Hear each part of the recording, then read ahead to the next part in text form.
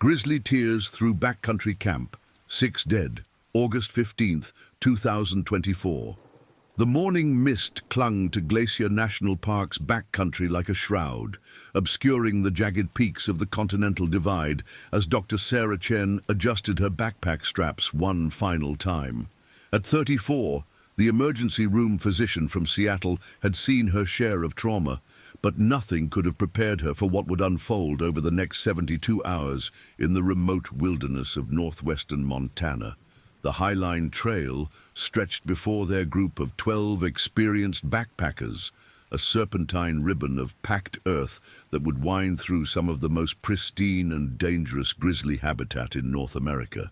"Weather's looking good for the next 3 days," announced Marcus Webb, their appointed trip leader, consulting his GPS unit and weather radio with the methodical precision that had made him one of Denver's most respected wilderness guides. At 41, Webb had logged over 15,000 miles in bear country, from Alaska's Katmai Peninsula to Yellowstone's remote corners. His weathered hands moved with practiced efficiency as he checked the group's bear spray canisters, ensuring each hiker carried the EPA-approved deterrent that could mean the difference between a close encounter and a mauling. But remember, we're entering prime grizzly territory, so 281 was spotted with 2 cubs just 3 miles north of our planned campsite yesterday. The group had assembled at Logan Pass Visitor Center at dawn, their collective breath visible in the crisp August air that carried the scent of pine and the distant promise of snow from the towering peaks. Each member had extensive backcountry experience, a requirement Webb insisted upon for this particular route through the crown of the continent. The Highline Trail to Granite Park Chalet and beyond into the Waterton Glacier International Peace Park represented some of the most spectacular and unforgiving terrain in the lower 48 states. Jennifer Martinez, a 38-year-old environmental lawyer from Boulder, secured the last buckle on her 70-liter pack, the weight of 5 days' worth of food and gear settling comfortably across her shoulders. She had hiked this trail twice before, but never this late in the season, when the huckleberries reached peak ripeness and drew both bears and humans into the high country. Her dark eyes scanned the assembled group, cataloging faces and gear with the analytical mind that had made her one of Colorado's most effective advocates for wilderness preservation. "Remember the Bear Protocol," Webb continued, his voice carrying the authority earned through 2 decades of guiding in grizzly country. "We hike in groups of 4, maintain visual contact at all times, and make noise on blind corners and through dense vegetation. Anyone see fresh sign, we regroup immediately."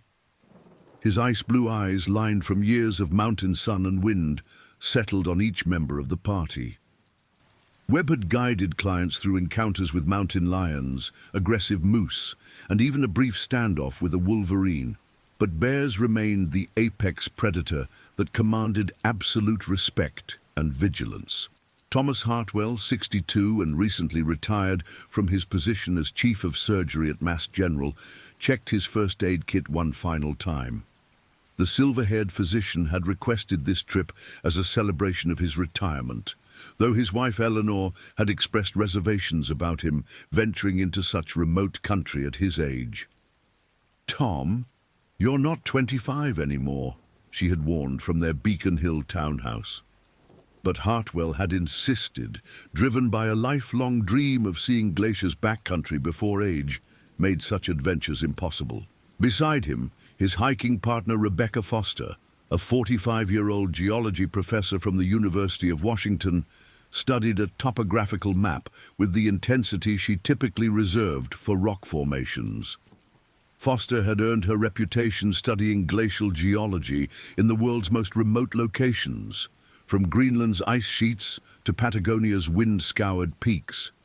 Her auburn hair, streaked with premature gray, was already pulled back beneath a well-worn baseball cap that bore the faded logo of the American Alpine Club.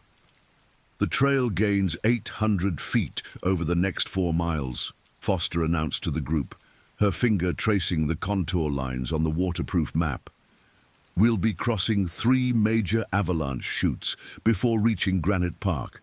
That's where we're most likely to encounter bears coming down from the berry patches. David Kim, a 28-year-old software engineer from Portland, adjusted the settings on his satellite communicator, a device that would prove crucial in the coming days. Kim had spent his 20s exploring the Pacific Northwest's most challenging peaks, developing a reputation among the climbing community for his technical skills and unflappable demeanor.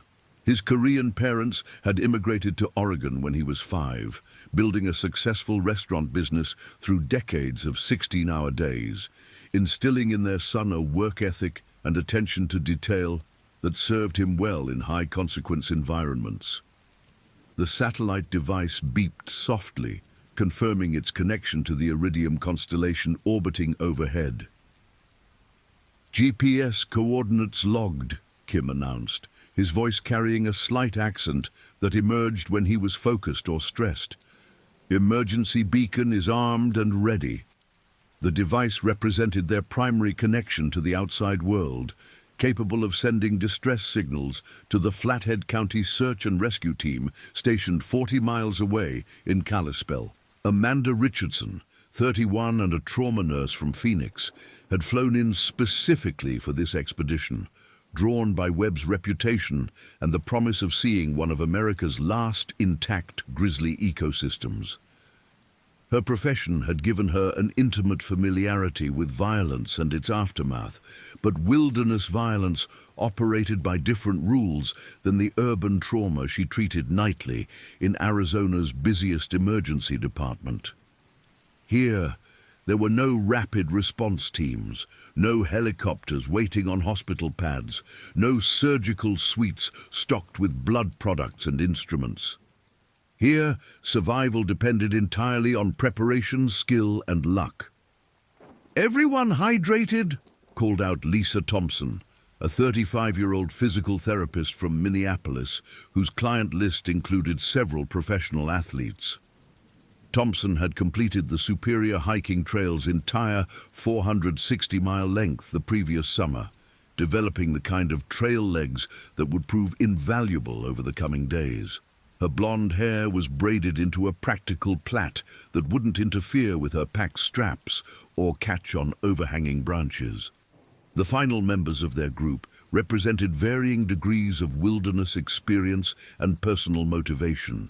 Robert Valdez, a 43-year-old high school principal from Albuquerque, had saved for 3 years to afford this trip, viewing it as a once-in-a-lifetime opportunity to see Glacier before climate change altered its landscape forever.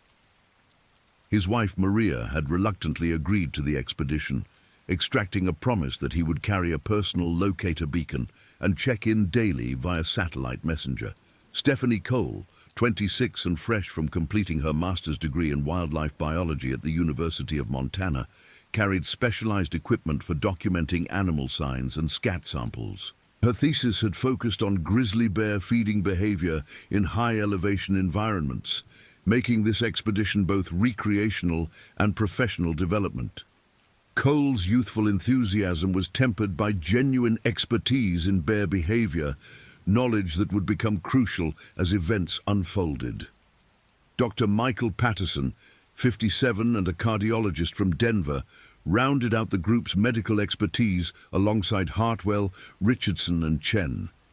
Patterson had begun serious backpacking only 5 years earlier, following a mild heart attack that prompted a complete lifestyle change. His transformation from sedentary physician to accomplished mountaineer had been remarkable, but this trip represented his most ambitious wilderness undertaking to date. "Trail conditions look excellent," Webb announced, shouldering his own pack with the fluid motion of someone who had performed this ritual thousands of times. "We've got 12 miles to cover today, with our first camp at Granite Park Chalet. Weather forecast shows partly cloudy skies, temperatures peaking around 72 degrees, with light winds from the west. Perfect hiking weather." The group began moving in their predetermined formation, with Webb taking point, followed by the first group of 4 hikers, then a second group, and finally the sweep position occupied by Patterson, who had volunteered for the responsibility despite being one of the group's least experienced members. The trail initially followed the garden wall, a knife-edge ridge that separated the park's west and east sides, offering spectacular views of the McDonald Creek drainage far below.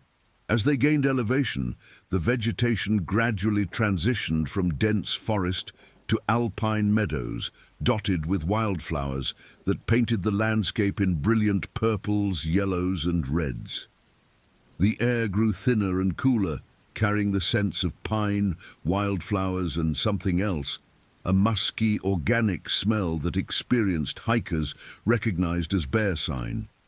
"Fresh scat," Foster observed quietly, pointing to a large pile of dark droppings beside the trail. The pile steamed slightly in the cool morning air, indicating it was less than an hour old. Webb immediately called for a group halt, gathering everyone around to examine the evidence. "This is Grizzly," Webb announced, kneeling beside the scat and pointing out key characteristics. "Note the size, much larger than black bear droppings. And see these huckleberry seeds? This bear has been feeding heavily on berries, which is exactly what we expected this time of year." He stood and scanned the surrounding terrain with practiced eyes, noting the wind direction and potential escape routes. Cole documented the find with her camera and GPS unit, recording the exact coordinates and taking detailed photographs. "Based on the diameter and volume, I'd estimate this came from an adult bear, probably in the 400-pound range," she said, consulting her field guide. "The high berry content suggests it's in hyperphagia, the pre-hibernation feeding frenzy. Bears in this state can be more aggressive and less predictable." "How recent?" asked Chen, her medical training making her naturally curious about biological evidence. "Very fresh," Webb replied grimly. "We need to assume this animal is still in the immediate area. Everyone double-check your bear spray accessibility and make sure your food is properly secured." He pulled out an air horn and gave 2 sharp blasts, the sound echoing off the surrounding peaks. "We'll be making noise from here on out." The group resumed hiking with heightened awareness, their conversations louder and more frequent as they implemented the protocols designed to avoid surprising a bear. The trail continued climbing through increasingly spectacular terrain, with glacier-carved cirques and hanging valleys visible in all directions. Mount Gould rose to their left, its sheer north face still holding patches of snow despite the late summer season. "This is why I do this," Richardson said to Thompson as they navigated a particularly scenic section of trail. "You can't get this in Arizona. The scale of everything here is just incredible." Her Arizona nursing experience had been confined to urban environments, and the vast wilderness surrounding them represented a profound departure from her daily reality. Thompson nodded, her physical therapist's trained eye, noting how the group's gait patterns changed as they adapted to the uneven terrain and altitude. "My clients always ask why I don't just use a treadmill for training. This is why. You can't replicate this kind of environment in a gym." Behind them, Kim was documenting the journey with a combination of traditional photography and video capture, planning to create a multimedia presentation for his software company's outdoor club. His engineering background made him naturally drawn to the technical aspects of wilderness travel. The gear systems, navigation protocols, and risk management strategies that kept groups safe in remote environments. "The satellite coverage is excellent up here," he mentioned to Valdez, who was hiking beside him. "Clear line of sight to the satellites means we could get a message out in under 30 seconds if needed." Kim's attention to technological details reflected his professional focus on system reliability and failure modes.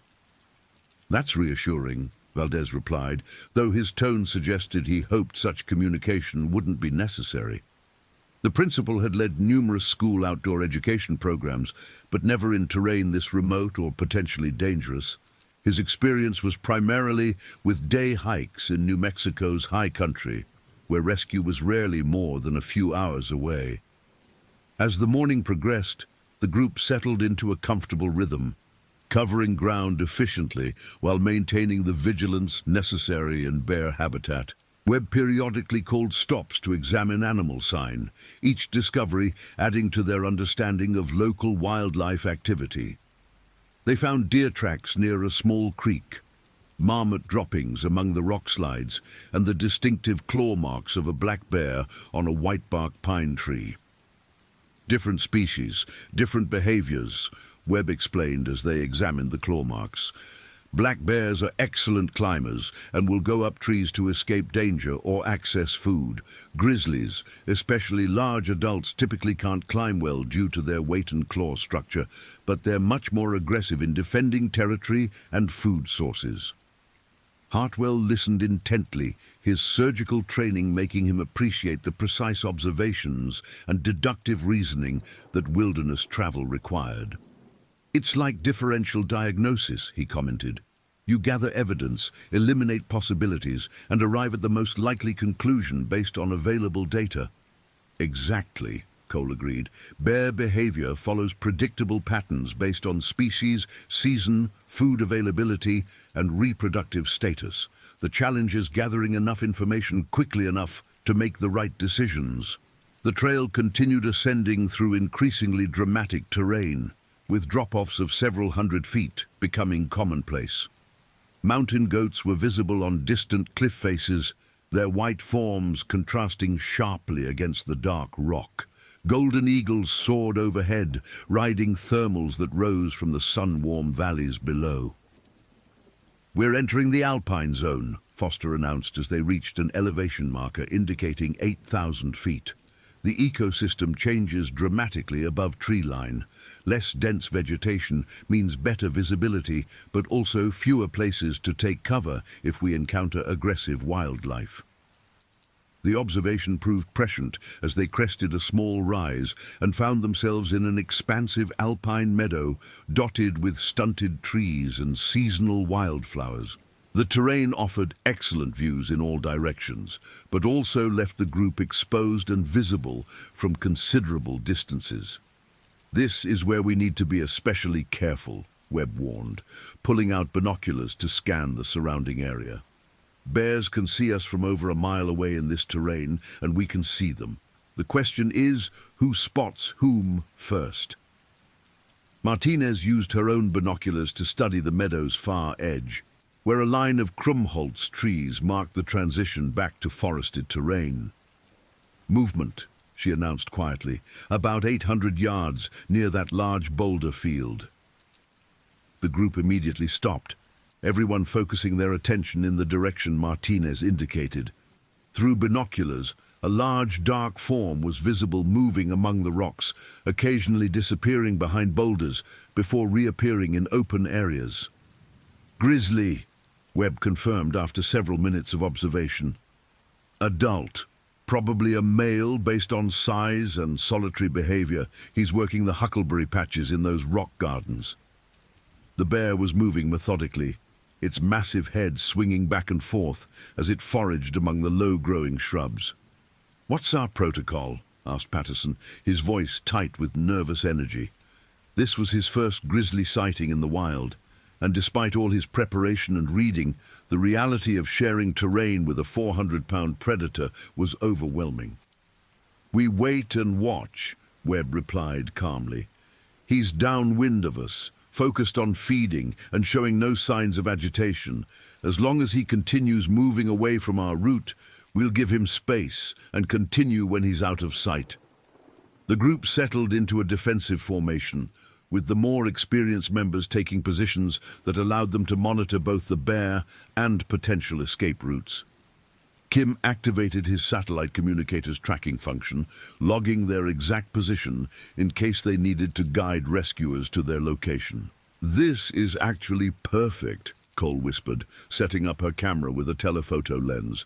Seeing natural foraging behavior in optimal habitat, this bear is exactly where he should be, doing exactly what he should be doing. Her scientific training helped her appreciate the encounter as a privilege rather than just a threat. The bear continued feeding for nearly 30 minutes, occasionally standing on its hind legs to reach higher berry clusters or to scan its surroundings. Even at 800 yards, its size was impressive, with a massive head and distinctive shoulder hump that marked it unmistakably as a grizzly. "Estimated weight?" Webb asked Cole, testing her field identification skills. "Based on body proportions and behavior, I'd say 450 to 500 pounds, she replied after careful observation. "Definitely an adult male, probably 8 to 12 years old. In excellent condition for this time of year, he's been feeding well." "Any signs of collar or ear tags?" Webb inquired, though he suspected the answer would be negative.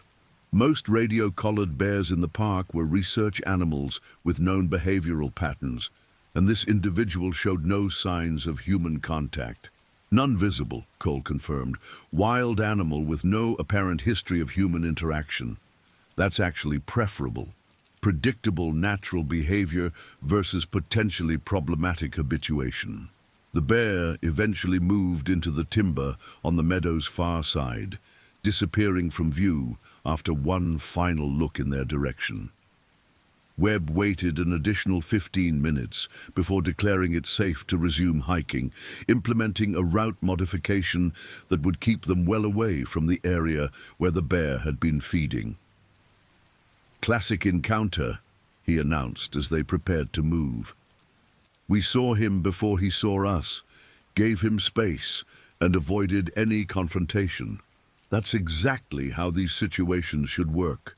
His tone carried satisfaction, but also an underlying reminder that not all encounters would resolve so peacefully.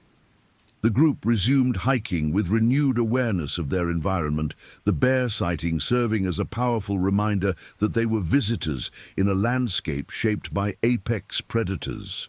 Conversations became more subdued, with frequent pauses to scan ahead and listen for sounds that might indicate wildlife activity. As they approached Granite Park Chalet, their destination for the night, the afternoon sun was beginning to cast long shadows across the alpine terrain. The historic stone building came into view as they rounded a bend, its solid construction a reassuring sight after hours in the vast wilderness. "Built in 1914, Foster informed the group as they approached the structure. "One of the original Great Northern Railway chalets designed to accommodate wealthy tourists visiting the park. It's been updated with modern amenities, but still maintains that early 20th century character." The chalet sat in a commanding position overlooking the Swift Current Valley, with panoramic views of the surrounding peaks. Despite its rustic appearance, the building offered modern conveniences, including purified water, composting toilets, and secure food storage facilities designed to keep provisions away from bears. "This is our base camp for tonight," Webb announced as they gathered near the chalet's entrance. "We'll set up tents in the designated camping area, prepare dinner, and get a good night's rest before tomorrow's push toward our second campsite." He consulted his watch and GPS unit. "We made excellent time today, 12 miles in 7 hours, including our extended bear observation." The group began the familiar routine of establishing camp, with experienced backpackers moving efficiently through tasks that had been refined over years of wilderness travel. Tents appeared quickly in the designated camping area, each positioned to maximize protection from wind while maintaining visual contact with neighboring sites. "Food storage protocol is critical here," Webb emphasized as the group gathered for dinner preparation. "Everything with a scent goes in the bear caches: food, toiletries, sunscreen, toothpaste, even lip balm. Bears have a sense of smell 7 times stronger than a bloodhound's, and they can detect food odors from miles away." Richardson and Chen worked together to prepare the evening meal, their medical backgrounds making them naturally detail-oriented about hygiene and contamination. The menu consisted of freeze-dried entrees, supplemented with fresh vegetables that wouldn't survive another day in the backcountry heat. Chicken teriyaki and vegetable pasta, Richardson announced as she added boiling water to the meal packets. Gourmet dining at 8,000 feet. Her Arizona background had given her extensive experience with desert backpacking, but the protocols for bear country represented new challenges. As the group settled into their evening routine, the conversation naturally turned to the day's bear encounter and its implications for the remainder of their trip. Webb used the opportunity to review bear safety protocols and ensure everyone understood their roles in potential future encounters. "Remember, every bear encounter is different," he began, his voice carrying the authority of someone who had faced these situations multiple times. "The individual we saw today was exhibiting normal feeding behavior with no signs of stress or agitation. But bears can be unpredictable, especially during hyperphagia, when they're focused on consuming as many calories as possible before winter." Hartwell listened carefully, his medical training making him particularly interested in the physiological aspects of bear behavior. "What drives the aggressive responses we hear about in attack reports?" he asked. "Several factors," Cole replied, drawing on her graduate research. "Surprise encounters are the most common trigger, especially when a bear feels cornered or when humans come between a sow and her cubs. Food conditioning is another major factor. Bears that associate humans with food sources become increasingly bold and dangerous. Defense of territory can also play a role," Webb added. "Mature boars will defend prime feeding areas from other bears, and they may view humans as competitors. During mating season, males can be especially unpredictable and aggressive." Kim documented the conversation with his video camera, planning to include educational segments in his final presentation. "What about our specific route for tomorrow?" he asked. "Are we likely to encounter more bears between here and our next campsite?" Webb consulted his topographical maps and recent Park Service reports. "Tomorrow, we'll be traveling through the Swift Current Pass area, which is prime grizzly habitat. The route includes several stream crossings where bears come to drink, and we'll be passing through extensive huckleberry fields. I'd say the probability of additional encounters is quite high." The revelation prompted a discussion of contingency plans and group protocols for various encounter scenarios. Webb outlined response strategies for different situations. Distant sightings like today's, close encounters where a bear was aware of the group's presence, and worst-case scenarios involving defensive or predatory behavior. If we encounter a defensive bear, one that's been surprised or feels threatened, the protocol is to appear non-threatening while slowly backing away, Webb explained. Avoid direct eye contact, speak in calm tones, and never run. Most defensive encounters end with the bear leaving the area once it determines we're not a threat. "What about predatory behavior?" Patterson asked, though his tone suggested he hoped never to need this information. "Predatory attacks are extremely rare, but they do occur," Webb replied grimly. "A predatory bear will approach deliberately, often following or stalking its target. In those situations, you fight back with everything you have: bear spray, rocks, sticks, whatever's available. Playing dead will not work against a predatory attack." The group absorbed this information soberly, each member mentally reviewing their gear and considering how they would respond in various scenarios. The bear spray canisters that had seemed almost comically large when they purchased them now felt reassuringly substantial on their hip belts. As darkness settled over the high country, the group gathered for a final safety briefing and weather update. Webb's satellite weather radio provided detailed forecasts for their planned route, showing continued favorable conditions with only a slight chance of afternoon thunderstorms. "Temperature overnight will drop to around 45 degrees, Webb announced. "Partly cloudy skies with light winds from the northwest. Tomorrow's forecast shows morning fog in the valleys, clearing by 9 a.m., with temperatures reaching the mid-70s by afternoon. Any significant weather patterns developing? Foster asked, her geological background making her particularly attuned to how weather affected mountain conditions. There's a weak frontal system approaching from the Pacific Northwest, but it's not expected to reach our area until Friday, Webb replied. Since we'll be hiking out Thursday afternoon, we should avoid any severe weather. The group began their evening routines with teeth brushing and personal hygiene conducted according to strict bear country protocols.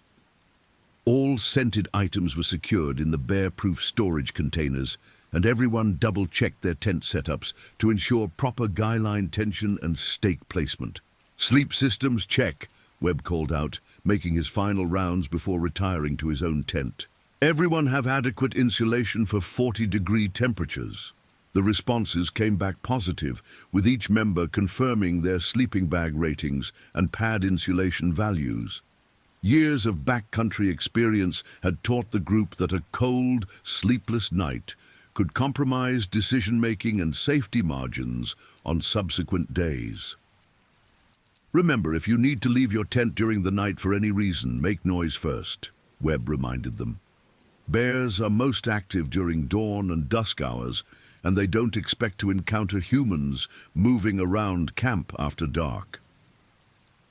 Cole settled into her tent with her field notebook, documenting the day's observations and planning her research activities for the following day.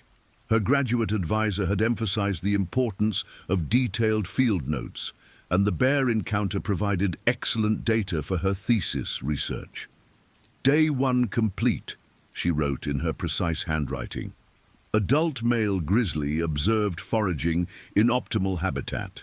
Estimated weight 450 to 500 pounds, exhibiting normal feeding behavior with no signs of human habituation.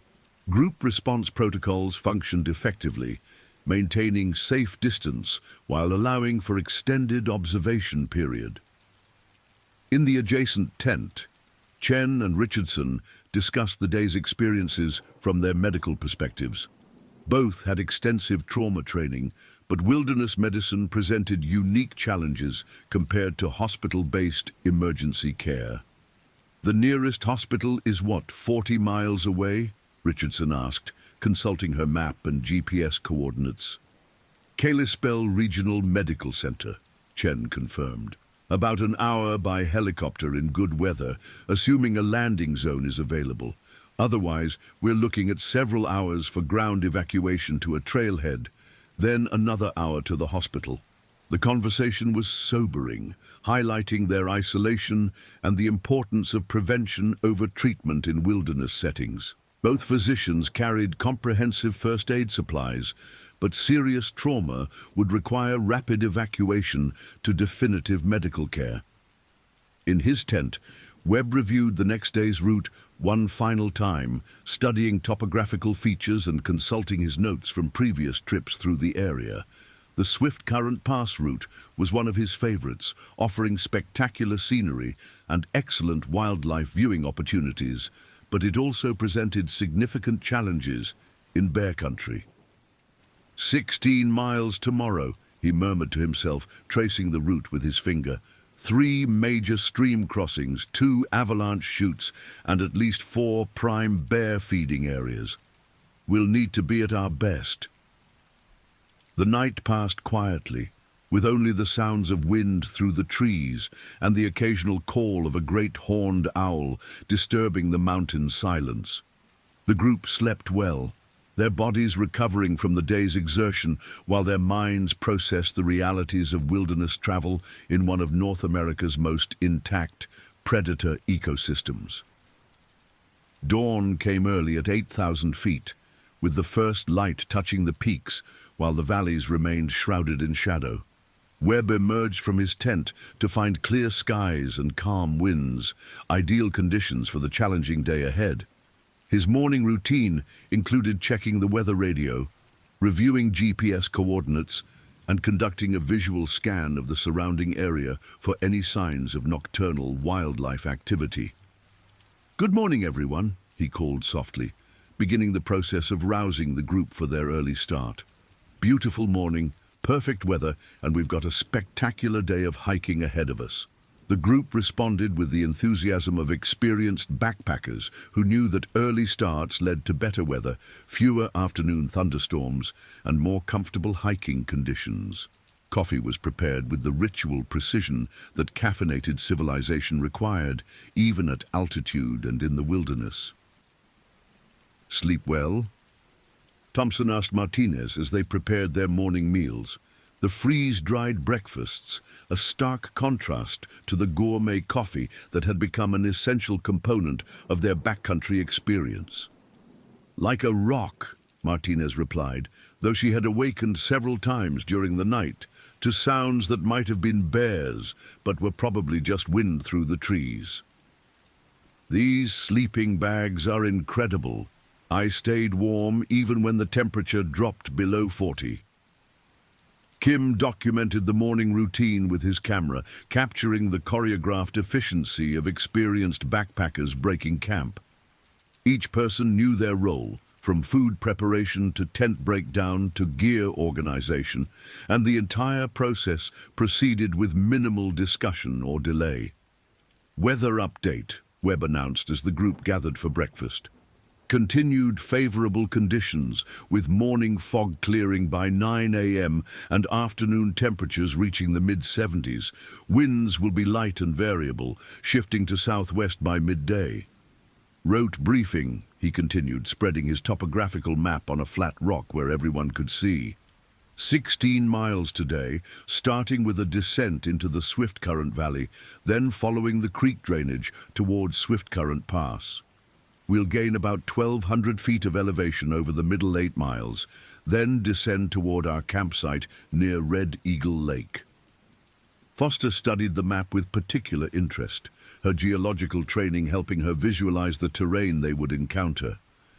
Those stream crossings look significant, she observed, pointing to several blue lines that intersected their planned route.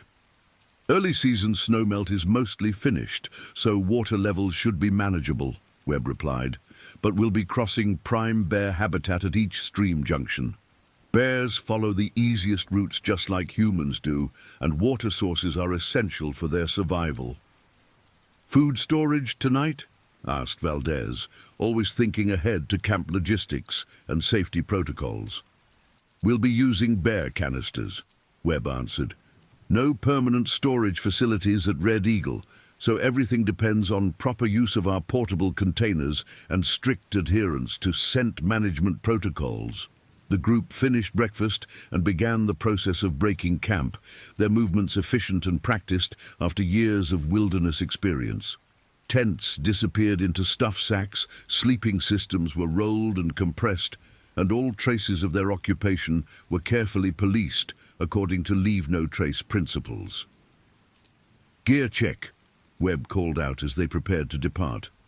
Everyone have bear spray accessible, first aid supplies distributed, and emergency communication devices ready.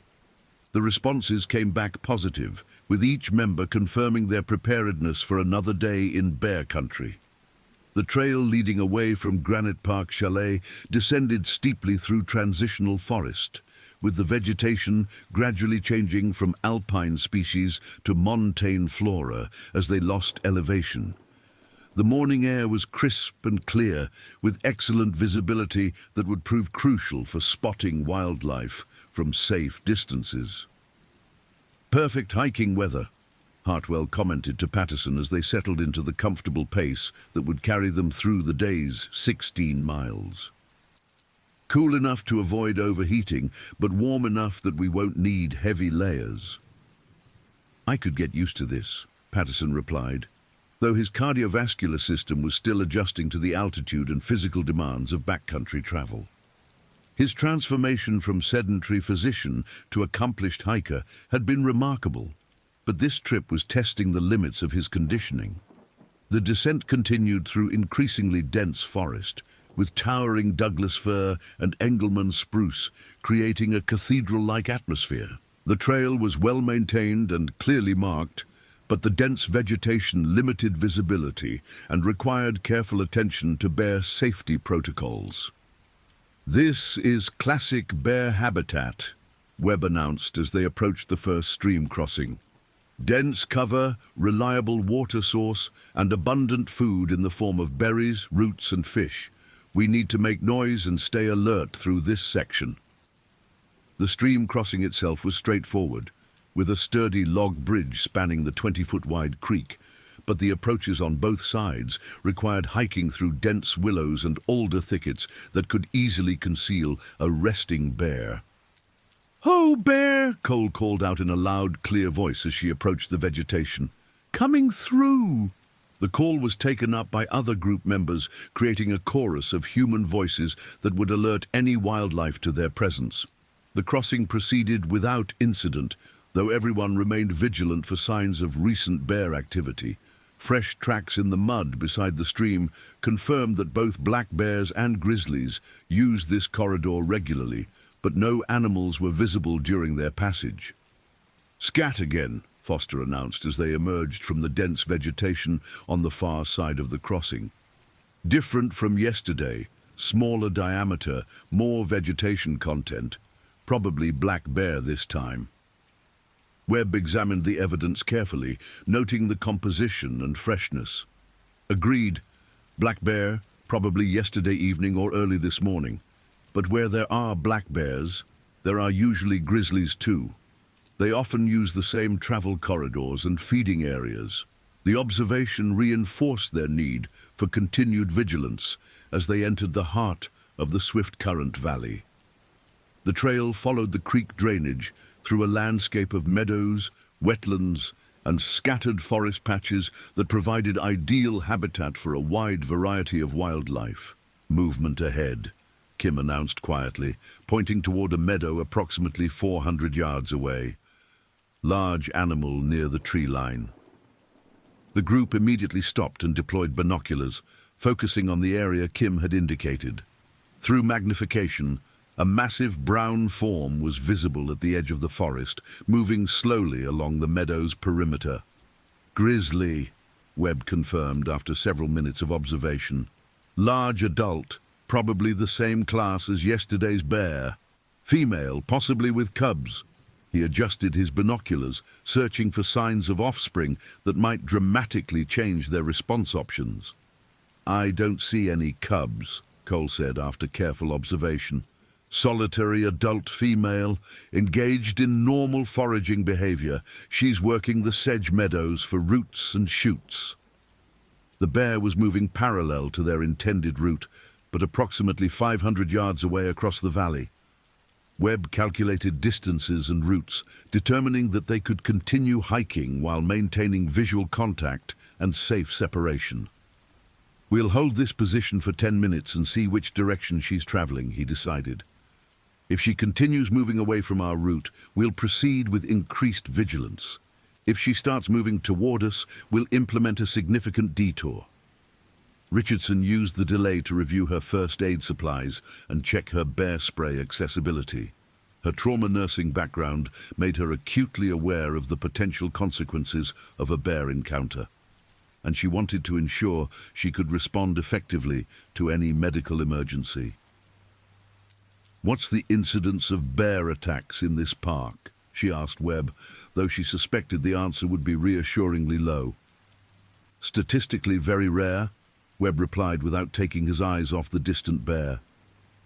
"Glacier averages maybe one bear encounter with contact every 2 or 3 years, and most of those involve food-conditioned bears near developed areas. In the backcountry, attacks are extremely uncommon, but they do happen," Chen added grimly. Her emergency room experience had included treating several animal attack victims, though none involved grizzly bears. "What's the typical injury pattern we should be prepared for?" "Defensive attacks usually involve bites and claw wounds to the arms and legs, as people try to protect themselves," Webb answered. "Predatory attacks target the head and torso.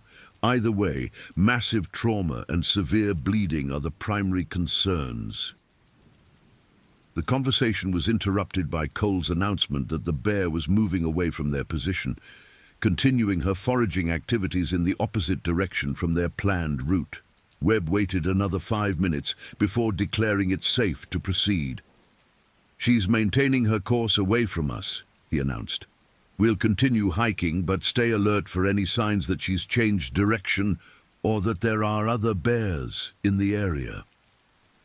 The group resumed their trek through the valley, passing through a landscape that seemed designed to showcase the beauty and danger of the northern Rockies.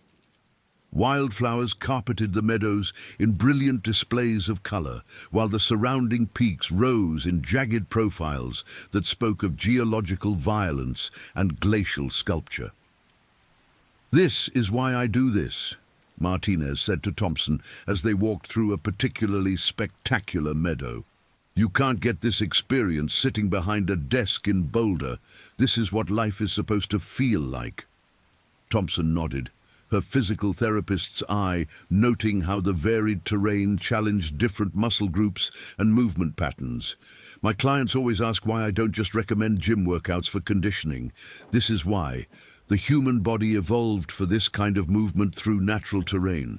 Behind them, Valdez was struggling slightly with the pace and altitude, though his pride prevented him from requesting a rest stop. His high school principal's sedentary lifestyle hadn't prepared him for the sustained physical demands of backcountry hiking, despite months of preparatory training. "How are you feeling?" Patterson asked, recognizing the signs of someone pushing their limits. His own recent introduction to serious hiking gave him empathy for others facing similar challenges. "Good," Valdez replied, though his breathing was labored and his face showed the strain of keeping up with the group's pace. "Just need to find my rhythm at this altitude." Patterson dropped back to hike beside the principal, sharing water and offering encouragement without making it obvious that Valdez was struggling. Their conversation helped pass the miles while ensuring that no one fell behind or became separated from the group.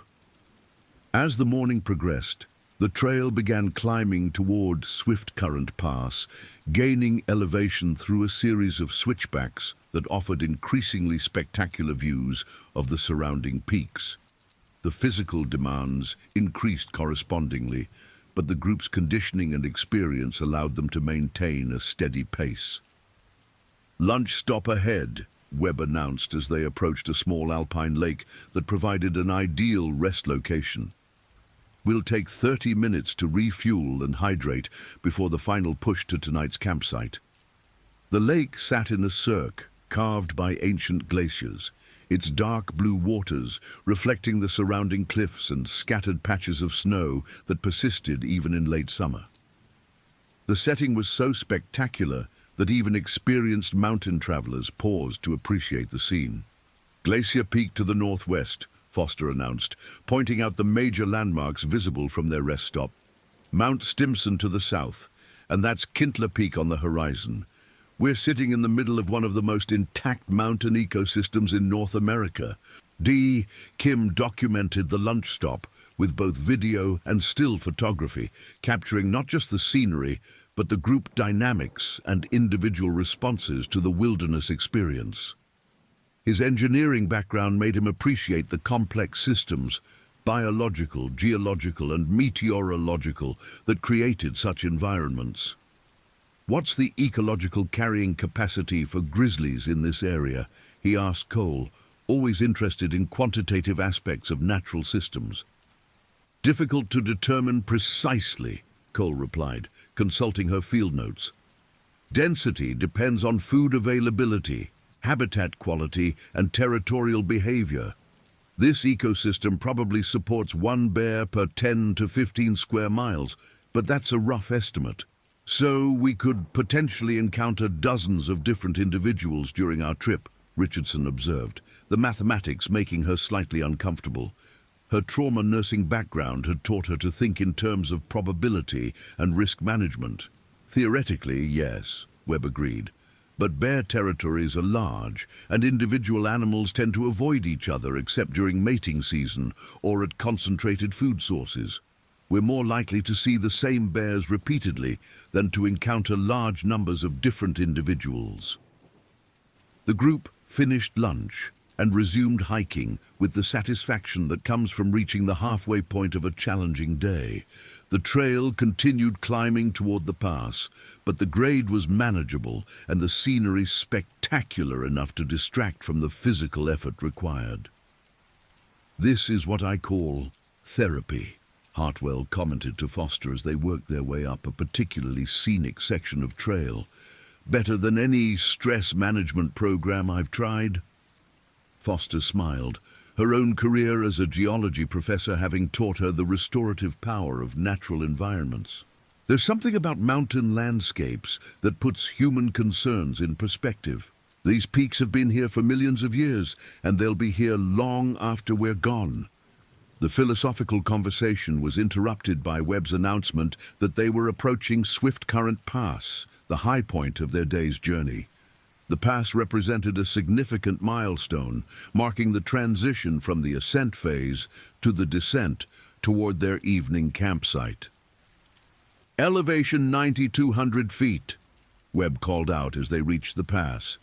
"Clear weather, excellent visibility, and spectacular views in all directions. This is what we came for." The group gathered at the pass for photographs and route planning, with everyone taking time to appreciate the panoramic views that stretched to the horizon in every direction. The Continental Divide was clearly visible, marking the point where water flowed either toward the Pacific or Atlantic Oceans. "Weather check," Webb announced, consulting his radio and barometric altimeter. "Pressure is stable, winds are light, and the forecast remains favorable. We should reach tonight's campsite by 4 p.m., giving us plenty of time to set up before dark." The descent from the pass began gradually, following a well-maintained trail through alpine meadows dotted with late-season wildflowers. But as they lost elevation, the vegetation became denser, and the potential for wildlife encounters increased accordingly. "Back into bear country," Webb reminded the group as they entered a section of trail bordered by thick stands of mountain ash loaded with orange berries. "This is exactly the kind of habitat where we need to maintain maximum awareness." The warning proved prophetic within minutes as Kim spotted movement in the berry bushes approximately 100 yards ahead. "Bear," he announced quietly but clearly, causing the entire group to stop immediately. Through binoculars, they could see a medium-sized dark form moving through the mountain ash, occasionally standing on its hind legs to reach higher berry clusters. The animal was clearly aware of their presence, but seemed unconcerned, continuing its feeding activities while periodically glancing in their direction. "Black bear," Webb determined after careful observation. "Adult, probably a female based on size and behavior.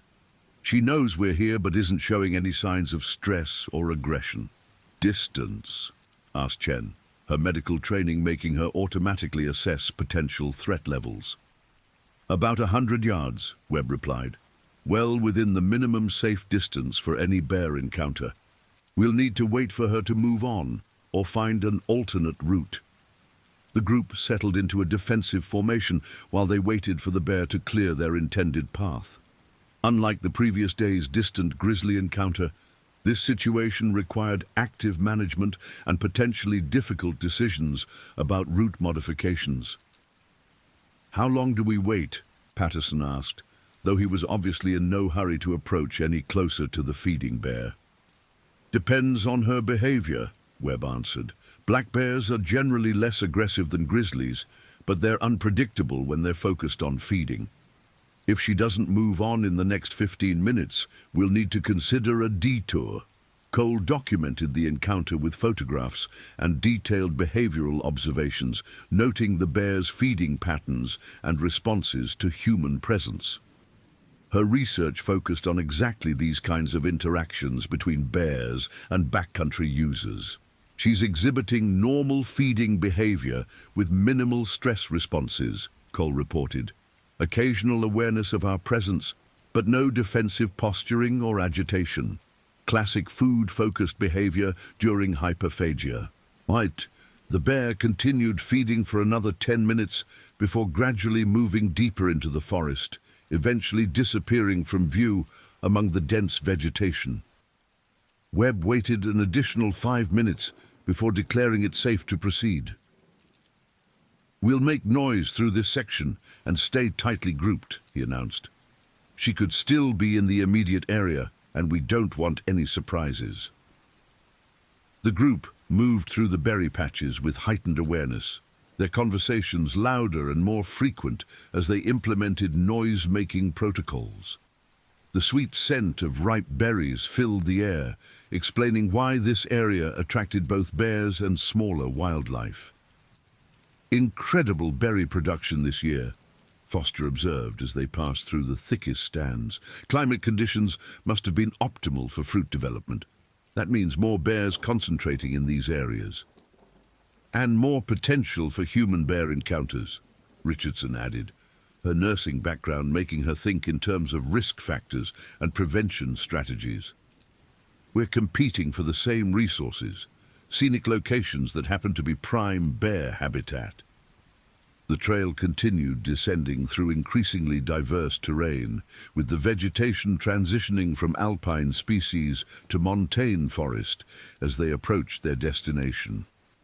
Red Eagle Lake came into view as they rounded a bend, its emerald waters reflecting the surrounding peaks in perfect mirror images. "There's our home for tonight," Webb announced with satisfaction. "Red Eagle Lake, elevation 7,800 feet, surrounded by some of the best grizzly habitat in the park." The campsite was located on a small rise overlooking the lake, providing excellent views while maintaining the elevation necessary for proper drainage and wind protection. Designated tent sites were clearly marked, with bear-proof food storage containers positioned at safe distances from sleeping areas. "Same routine as last night," Webb reminded the group as they began setting up camp. "Tents in designated areas, all scented items in bear storage, and strict adherence to food handling protocols." The group's efficiency in establishing camp reflected their growing comfort with backcountry routines and bear safety procedures. Tents appeared quickly, gear was organized systematically, and dinner preparation began with the practiced coordination of experienced wilderness travelers. "Day 2 complete," Chen announced as she and Richardson began preparing the evening meal. 38 miles in 2 days, 2 bear encounters and no incidents. I'd call that a successful trip so far. "Don't jinx it," Thompson replied with a smile, though her tone carried a hint of genuine superstition. Her extensive hiking experience had taught her that wilderness conditions could change rapidly and dramatically. As evening settled over the high country, the group gathered for dinner and the daily briefing on weather conditions and the next day's route. Webb's satellite radio provided updated forecasts showing continued favorable weather with only a slight chance of afternoon thunderstorms. "Tomorrow we'll be hiking through the heart of grizzly country," Webb announced as they reviewed topographical maps by headlamp light. 14 miles through the Red Eagle Creek drainage, crossing multiple streams and passing through extensive riparian habitat. "Bear activity?" asked Martinez, though she suspected she already knew the answer. "Extremely high probability," Webb confirmed. "This drainage supports one of the densest grizzly populations in the park. We'll need to be at our absolute best in terms of awareness and group discipline." The briefing included detailed discussions of contingency plans for various encounter scenarios, with particular emphasis on situations involving sows with cubs or bears defending food sources. Webb's experience and the group's growing familiarity with bear behavior combined to create increasingly sophisticated response strategies. "Remember, our goal is to avoid encounters entirely," Webb emphasized. "Early detection, route modification, and noise discipline are our primary tools.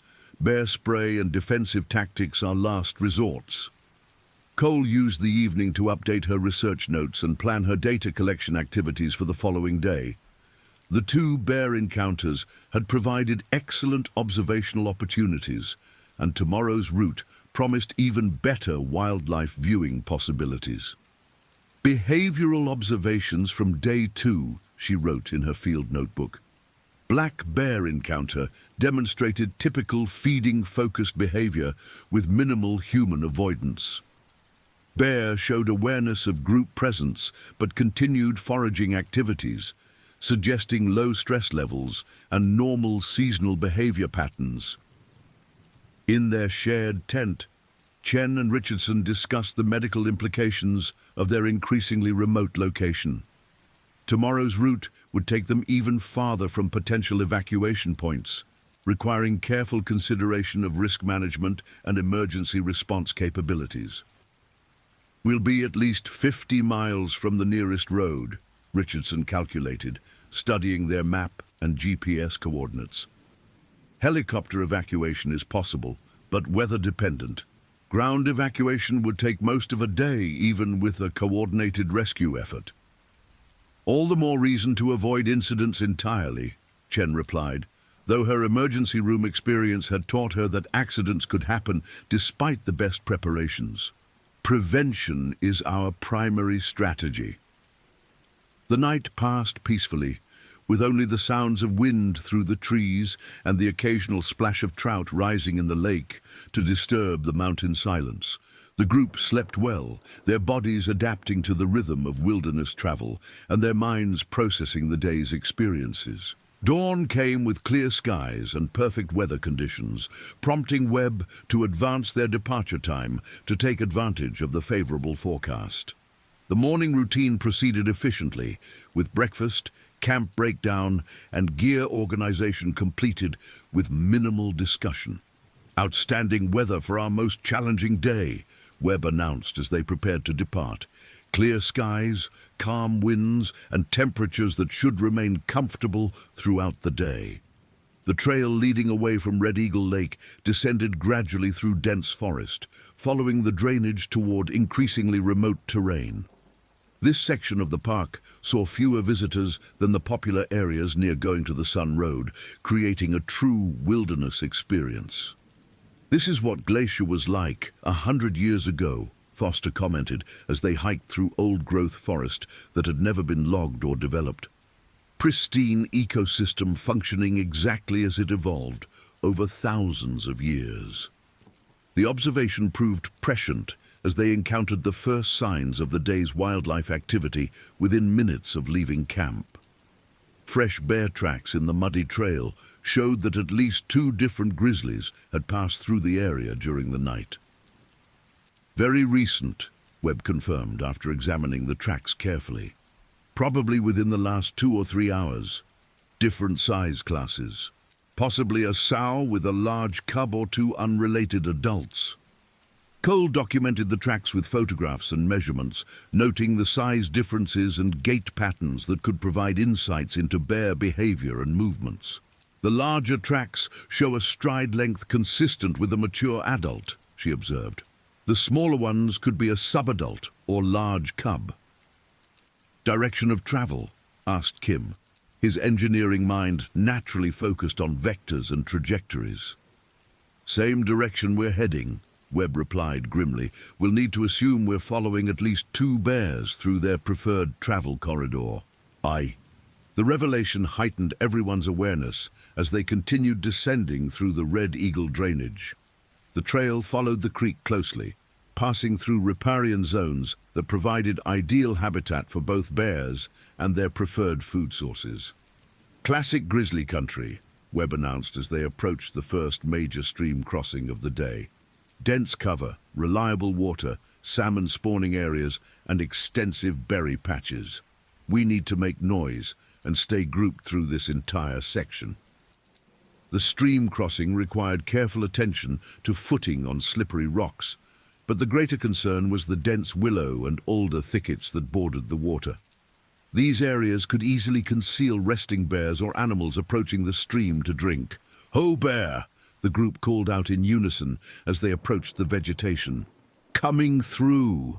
Their voices echoed off the surrounding ridges, advertising their presence to any wildlife in the immediate area. The crossing proceeded without incident, though everyone remained alert for signs of bear activity. Fresh scat near the stream confirmed recent grizzly presence, but no animals were visible during their passage. "We're definitely sharing this corridor with resident bears," Webb announced as they regrouped on the far side of the crossing. "From here on, we assume every bend in the trail, every thick patch of vegetation, and every stream junction could conceal a bear." The trail continued through increasingly spectacular scenery, with the drainage opening into a series of meadows and wetlands that provided textbook examples of grizzly habitat.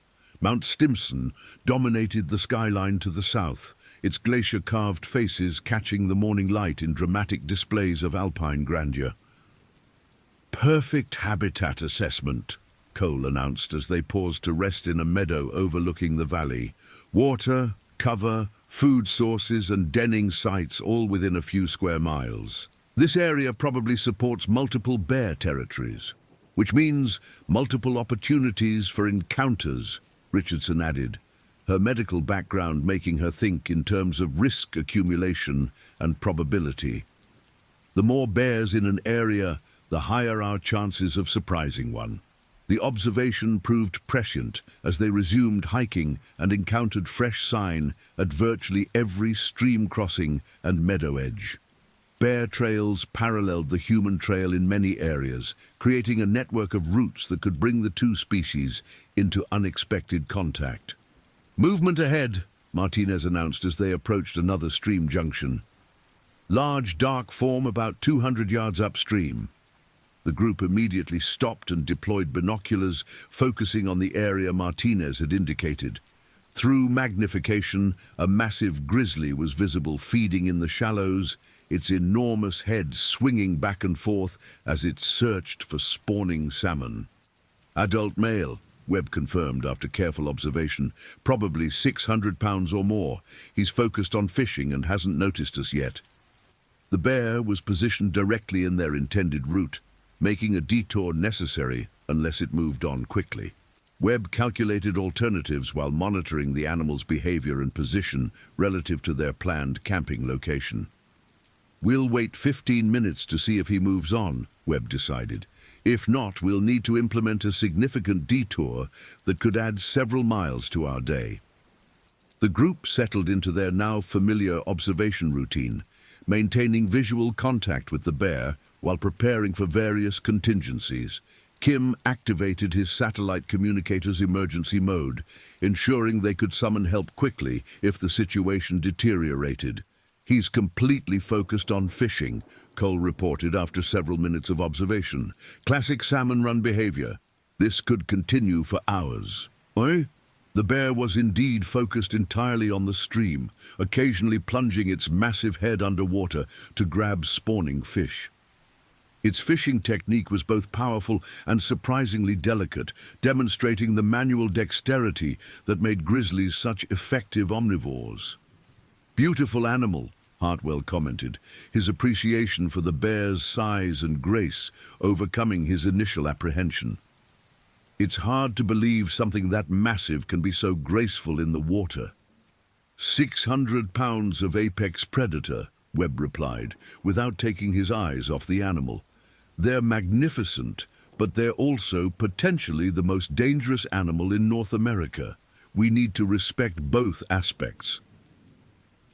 After 20 minutes of observation, the bear showed no signs of moving from its fishing location. Webb made the decision to implement a detour that would take them around the valley and rejoin their planned route several miles downstream. "We'll climb to the ridge on our left and follow the high route for about 3 miles, he announced. "It'll add elevation gain and distance, but it'll keep us well away from our fishing friend." The detour proved challenging, with steep terrain and loose rock requiring careful attention to footing and route finding. But the elevated position provided spectacular views of the valley and allowed them to monitor the bear's continued presence at the stream junction. "Still there," Thompson reported during one of their rest stops, using binoculars to check on the grizzly's location. He's found a productive fishing spot and seems content to stay there indefinitely. The high route eventually rejoined their planned trail several miles downstream, though the detour had cost them 2 hours and significant additional elevation gain. The group was tired but satisfied with their decision-making and execution of the route modification. "Good call on the detour," Martinez said to Webb as they regrouped on the main trail. "That bear wasn't going anywhere, and trying to get past him would have been pushing our luck. Experience teaches you when to be patient and when to be creative," Webb replied. "We lost some time, but we avoided a potentially dangerous situation." The trail continued through the drainage toward their planned campsite, passing through increasingly remote terrain that felt genuinely wild despite the presence of a maintained trail. This section of glacier received few visitors, creating an authentic wilderness experience.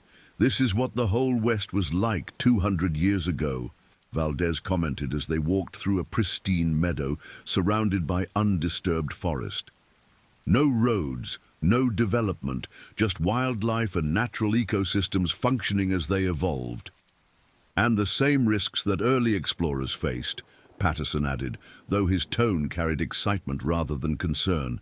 His transformation from sedentary physician to wilderness enthusiast had given him a new appreciation for both the beauty and danger of wild places.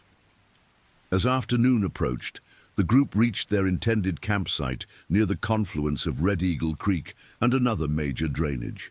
The location offered excellent views, reliable water access, and defensive positioning that would allow them to monitor their surroundings for wildlife activity. "Home for tonight," Webb announced as they surveyed the campsite.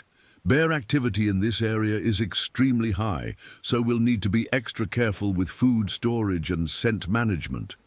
The group's camp setup routine had become increasingly efficient over 3 days of practice, with each member knowing their role and executing it without instruction.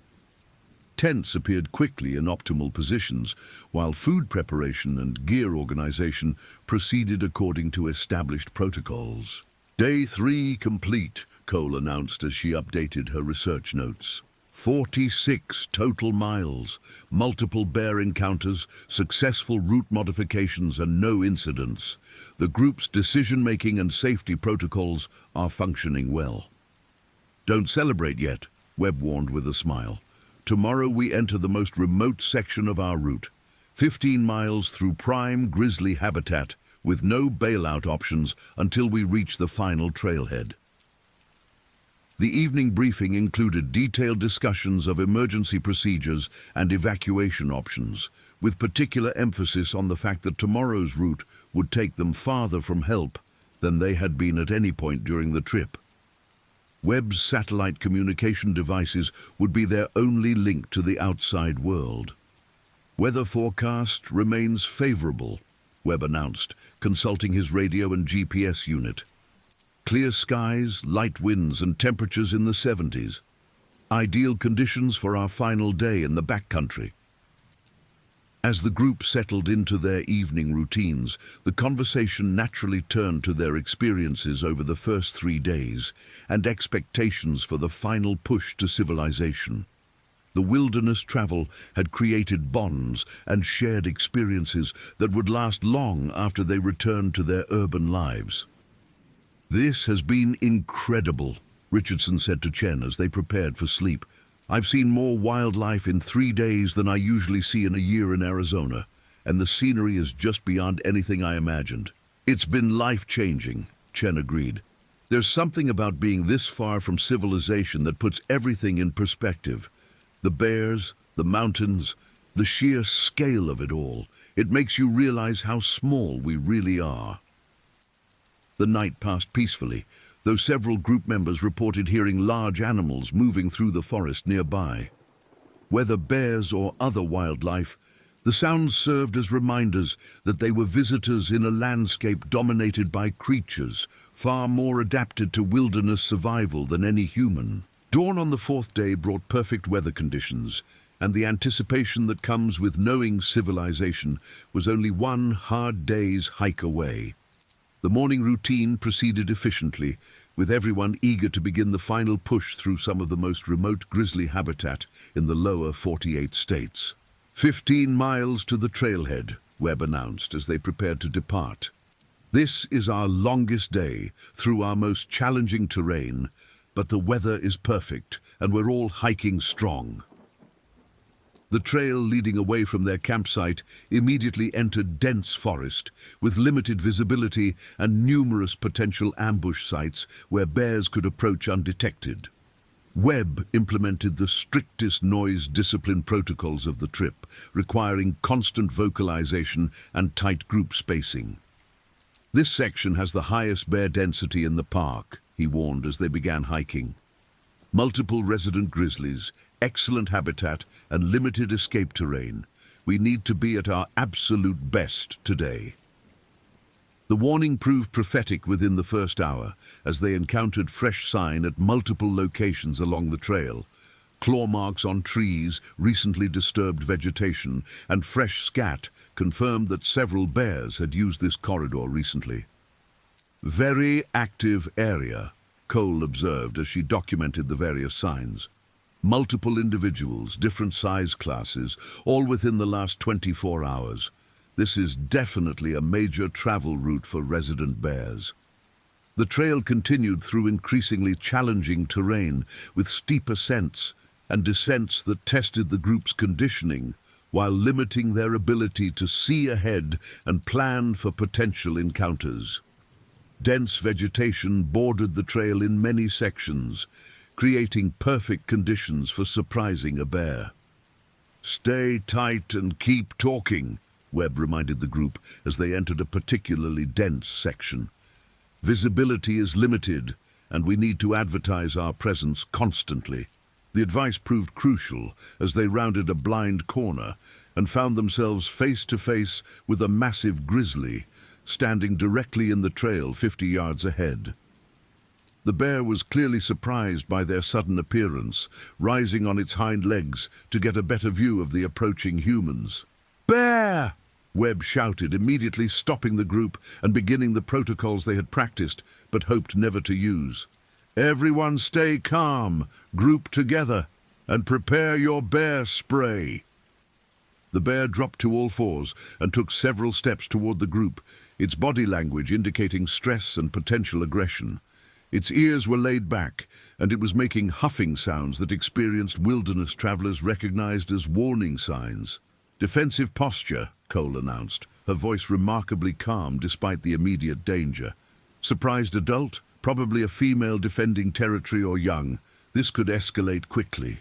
Webb slowly reached for his bear spray while maintaining eye contact with the approaching grizzly. At 50 yards, they were well within the range where encounters could turn violent in seconds, and the bear's body language suggested it was seriously considering aggressive action. "Nobody run," Webb commanded firmly. "Stay grouped, appear large, and be ready to deploy bear spray on my command." The bear stopped approximately 30 yards away, continuing its stress vocalizations while swinging its massive head back and forth. It was clearly trying to assess the threat level posed by the group of humans blocking its preferred travel route. "She's got cubs," Martinez whispered urgently, pointing to two dark forms that had appeared in the vegetation behind the sow. "Two cubs, maybe yearlings." The discovery dramatically changed the threat assessment, as female grizzlies with young were statistically the most dangerous bears humans could encounter. Maternal instincts override normal avoidance behaviors, making defensive attacks much more likely. "Everyone slowly back away," Webb ordered, his voice steady despite the extreme danger. "Maintain group cohesion, no sudden movements, and keep your bear spray ready." The group began a slow, coordinated retreat, moving as a unit while maintaining visual contact with the increasingly agitated sow. The cubs remained partially hidden in the vegetation, but their presence clearly influenced their mother's willingness to let the humans pass. 30 yards and closing, Kim reported, his engineering mind automatically calculating distances and approach angles. "She's definitely moving toward us." The sow took several more steps forward, her body language becoming increasingly aggressive. She was now well within the range where bear spray would be effective, but also close enough that a charge would reach the group in seconds. "Prepare for contact," Webb announced grimly. "If she charges, we deploy spray and fight back. Do not run, do not play dead. Fight for your lives." The tension was overwhelming as the group faced the reality that their worst-case scenario was unfolding exactly as they had feared. 600 pounds of protective mother bear stood between them and safety, with limited options for escape or deterrence. The sow suddenly stood on her hind legs again, using her full 8-foot height to assess the threat more completely. From this position, she could see the entire group and evaluate their intentions toward her cubs. "She's trying to decide if we're a threat to her young," Cole whispered, her graduate research giving her insights into the bear's decision-making process. "Our behavior in the next few seconds will determine whether this escalates to violence." Webb made a crucial decision, slowly raising his arms above his head to appear larger while speaking in calm, steady tones. "Easy, Mama Bear," he said quietly. "We're not a threat to your babies. We just want to pass through peacefully." The sow dropped to all fours and took 2 more steps forward, now only 20 yards from the group. At this range, her massive size was overwhelming, with claws the length of human fingers and teeth capable of crushing bones. "Hold position," Webb commanded. "Do not move unless she charges. Let her make the decision about what happens next." For what felt like hours, but was probably only minutes, the standoff continued. The sow remained motionless, evaluating the strange creatures that had appeared in her domain. Her cubs stayed hidden but alert, following their mother's lead in assessing the potential threat. Suddenly, the bear turned and walked back toward her cubs, disappearing into the dense vegetation without further display of aggression. The group remained frozen for several more minutes, unwilling to believe the encounter had ended without violence. "She's gone," Webb finally announced, though his voice carried the strain of extreme stress. "But she could return at any moment. We need to clear this area immediately." The group began a rapid but controlled retreat, moving away from the encounter site while maintaining the noise discipline and group cohesion that could prevent additional surprises. Everyone's adrenaline was flowing, creating the hyper-alertness that often followed close calls in dangerous environments. "That was as close as I ever want to get to an angry grizzly," Hartwell commented as they put distance between themselves and the encounter site. His surgical training had prepared him for high-stress situations, but nothing in his medical career had matched the intensity of facing a potentially lethal, wild animal. "Textbook defensive encounter," Cole observed, her scientific mind already analyzing what they had experienced. So with cubs, surprise meeting, defensive posturing, and ultimately avoidance. We did everything right, and she made the decision not to escalate. The group continued hiking with dramatically heightened awareness, their recent encounter serving as a powerful reminder of the risks inherent in wilderness travel through prime predator habitat. Every sound, every movement in the vegetation, every bend in the trail now carried the potential for danger.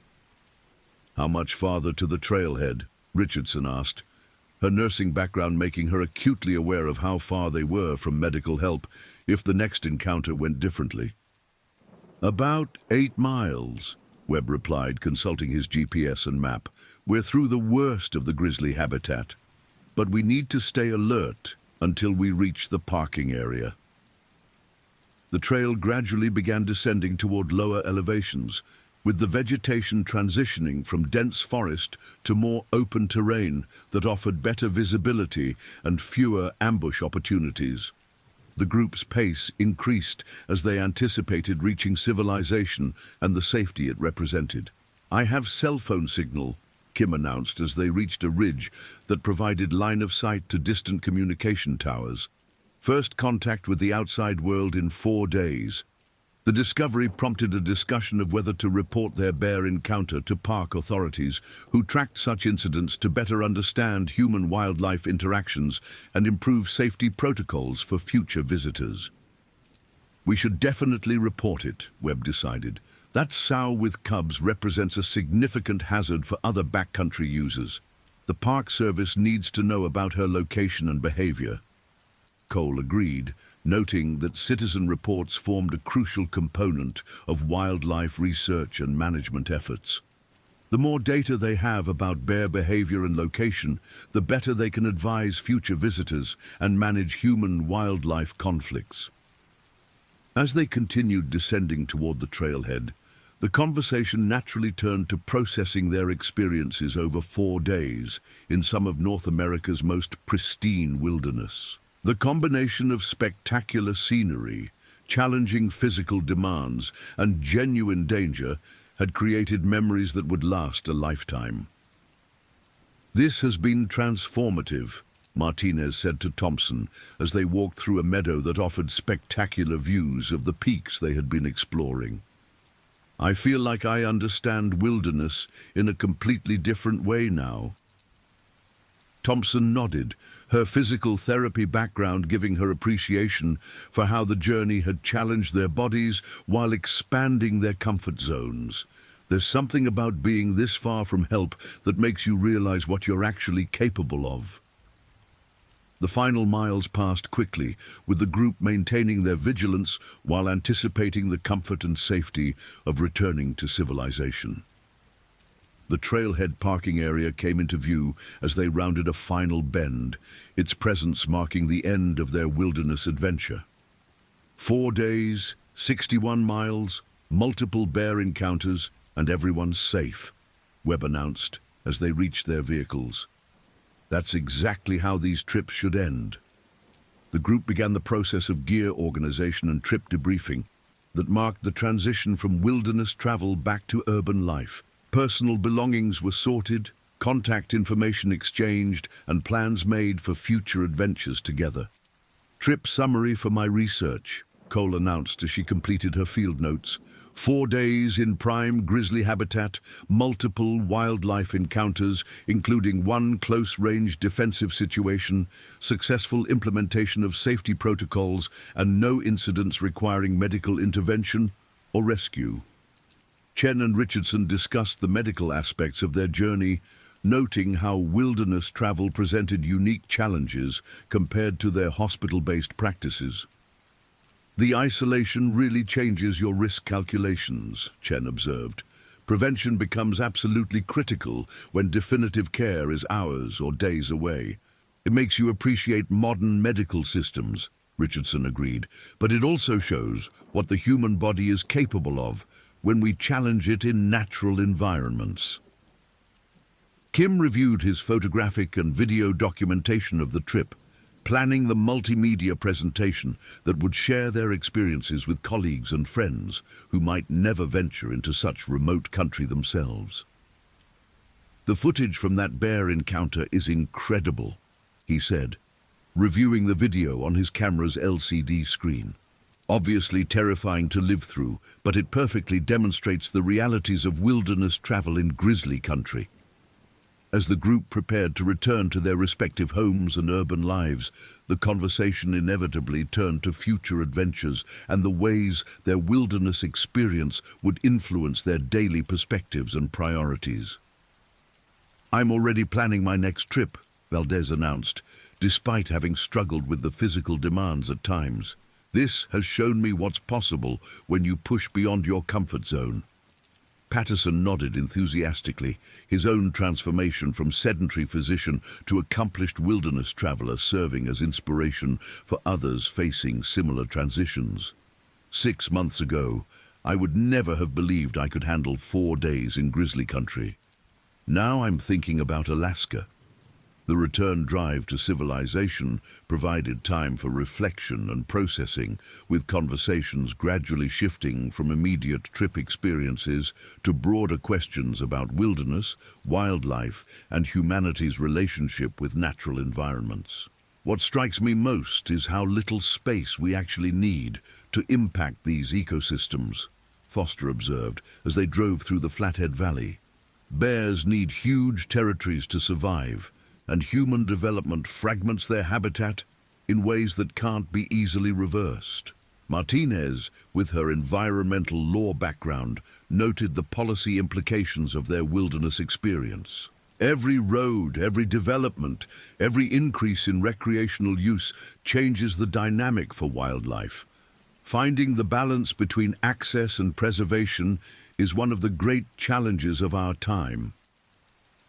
The conversation continued as they reached the small mountain towns that served as gateways to Glacier's wilderness, where the contrast between human development and natural ecosystems was most apparent. Gas stations, restaurants, and hotels represented the infrastructure that made wilderness access possible while potentially threatening the very environments people came to experience. "It's a paradox," Webb observed as they stopped for lunch in a restaurant overlooking the park's eastern boundary. "People need to experience wilderness to value and protect it, but every visitor also represents some level of impact on the ecosystem." Cole, with her research focus on human-wildlife interactions, noted the ways their own trip had influenced the behavior and stress levels of the animals they encountered. Even low-impact camping and hiking changes wildlife patterns. Bears learn to avoid areas with high human use, which can force them into marginal habitat. The discussion highlighted the complex ethical and practical questions surrounding wilderness recreation and conservation, issues that took on new meaning after 4 days of direct experience with intact predator ecosystems. As the group gradually separated to return to their home cities and professional responsibilities, each member carried with them not only memories of spectacular scenery and wildlife encounters, but also a deeper understanding of the challenges facing wilderness conservation in an increasingly developed world. "This trip has changed how I think about risk, wilderness, and what's really important," Hartwell reflected as he prepared for his flight back to Boston. "When you face down a grizzly bear, most of the things we worry about in daily life seem pretty manageable." Richardson, returning to her trauma nursing responsibilities in Phoenix, noted how the wilderness experience had provided perspective on the kinds of violence and suffering she dealt with professionally. "There's something clean about wilderness danger," she observed. "It's honest and natural, not like the human-caused trauma I see in the emergency department." Chen, preparing to return to her emergency room duties in Seattle, found herself already planning future wilderness adventures and thinking about how to incorporate outdoor experiences into her urban lifestyle. 4 days without cell phones, internet, or any of the usual distractions has reminded me what silence and solitude actually feel like. Webb, as their guide and the most experienced wilderness traveler, reflected on the successful completion of another challenging backcountry expedition. His satisfaction came not just from reaching their destination safely, but from watching relatively inexperienced adventurers develop confidence and skills in genuinely challenging environments. "This is why I do this work," he said, as he cleaned and organized his gear for the next group. "Taking people beyond their comfort zones and showing them what they're capable of. Most of them never imagined they could handle 4 days in grizzly country, but they all proved themselves capable of much more than they thought possible." The trip's impact extended beyond individual experiences to influence career decisions, lifestyle choices, and long-term perspectives on environmental issues. Several group members began planning more ambitious wilderness adventures, while others committed to supporting conservation organizations and wilderness protection efforts. Martinez returned to her environmental law practice with renewed commitment to protecting roadless areas and wildlife habitat. Experiencing pristine ecosystems firsthand makes the legal and policy work feel much more personal and urgent, she reflected. These places exist, they're spectacular, and they're worth fighting for. Cole incorporated her field observations into her graduate research, using the trip's data to better understand grizzly bear behavior and human-wildlife interactions in backcountry settings. Her thesis would ultimately contribute to improved safety protocols and management strategies for wilderness areas. The behavioral data from this trip perfectly illustrates the importance of proper group protocols and noise discipline in bear country, she noted in her research summary. Every encounter we had could have gone differently with minor changes in human behavior or bear response patterns. Kim's multimedia documentation of the journey became a powerful tool for educating other outdoor enthusiasts about wilderness travel safety and bear country protocols. His video presentation was eventually used by wilderness education programs and outdoor organizations to prepare future backcountry travelers. The footage really captures both the beauty and the danger of wilderness travel, he explained to audiences. You can see the bear's body language, hear our group's responses, and understand how quickly these situations can develop and change. The ripple effects of their wilderness experience continued expanding as group members shared their stories with family, friends, and colleagues. Children were inspired to pursue outdoor education and wilderness skills. Spouses began planning their own adventures, and professional networks began incorporating wilderness experiences into team building and leadership development programs. Valdez returned to his high school with renewed enthusiasm for outdoor education and environmental curriculum. These kids need to understand that wilderness still exists, that wildlife is real and powerful, and that they're capable of much more than they think, he told his faculty colleagues. We're raising a generation that's losing touch with natural environments, and that has serious implications for conservation and environmental stewardship, he added, beginning to develop programs that would give his students direct experience with wilderness travel and outdoor skills.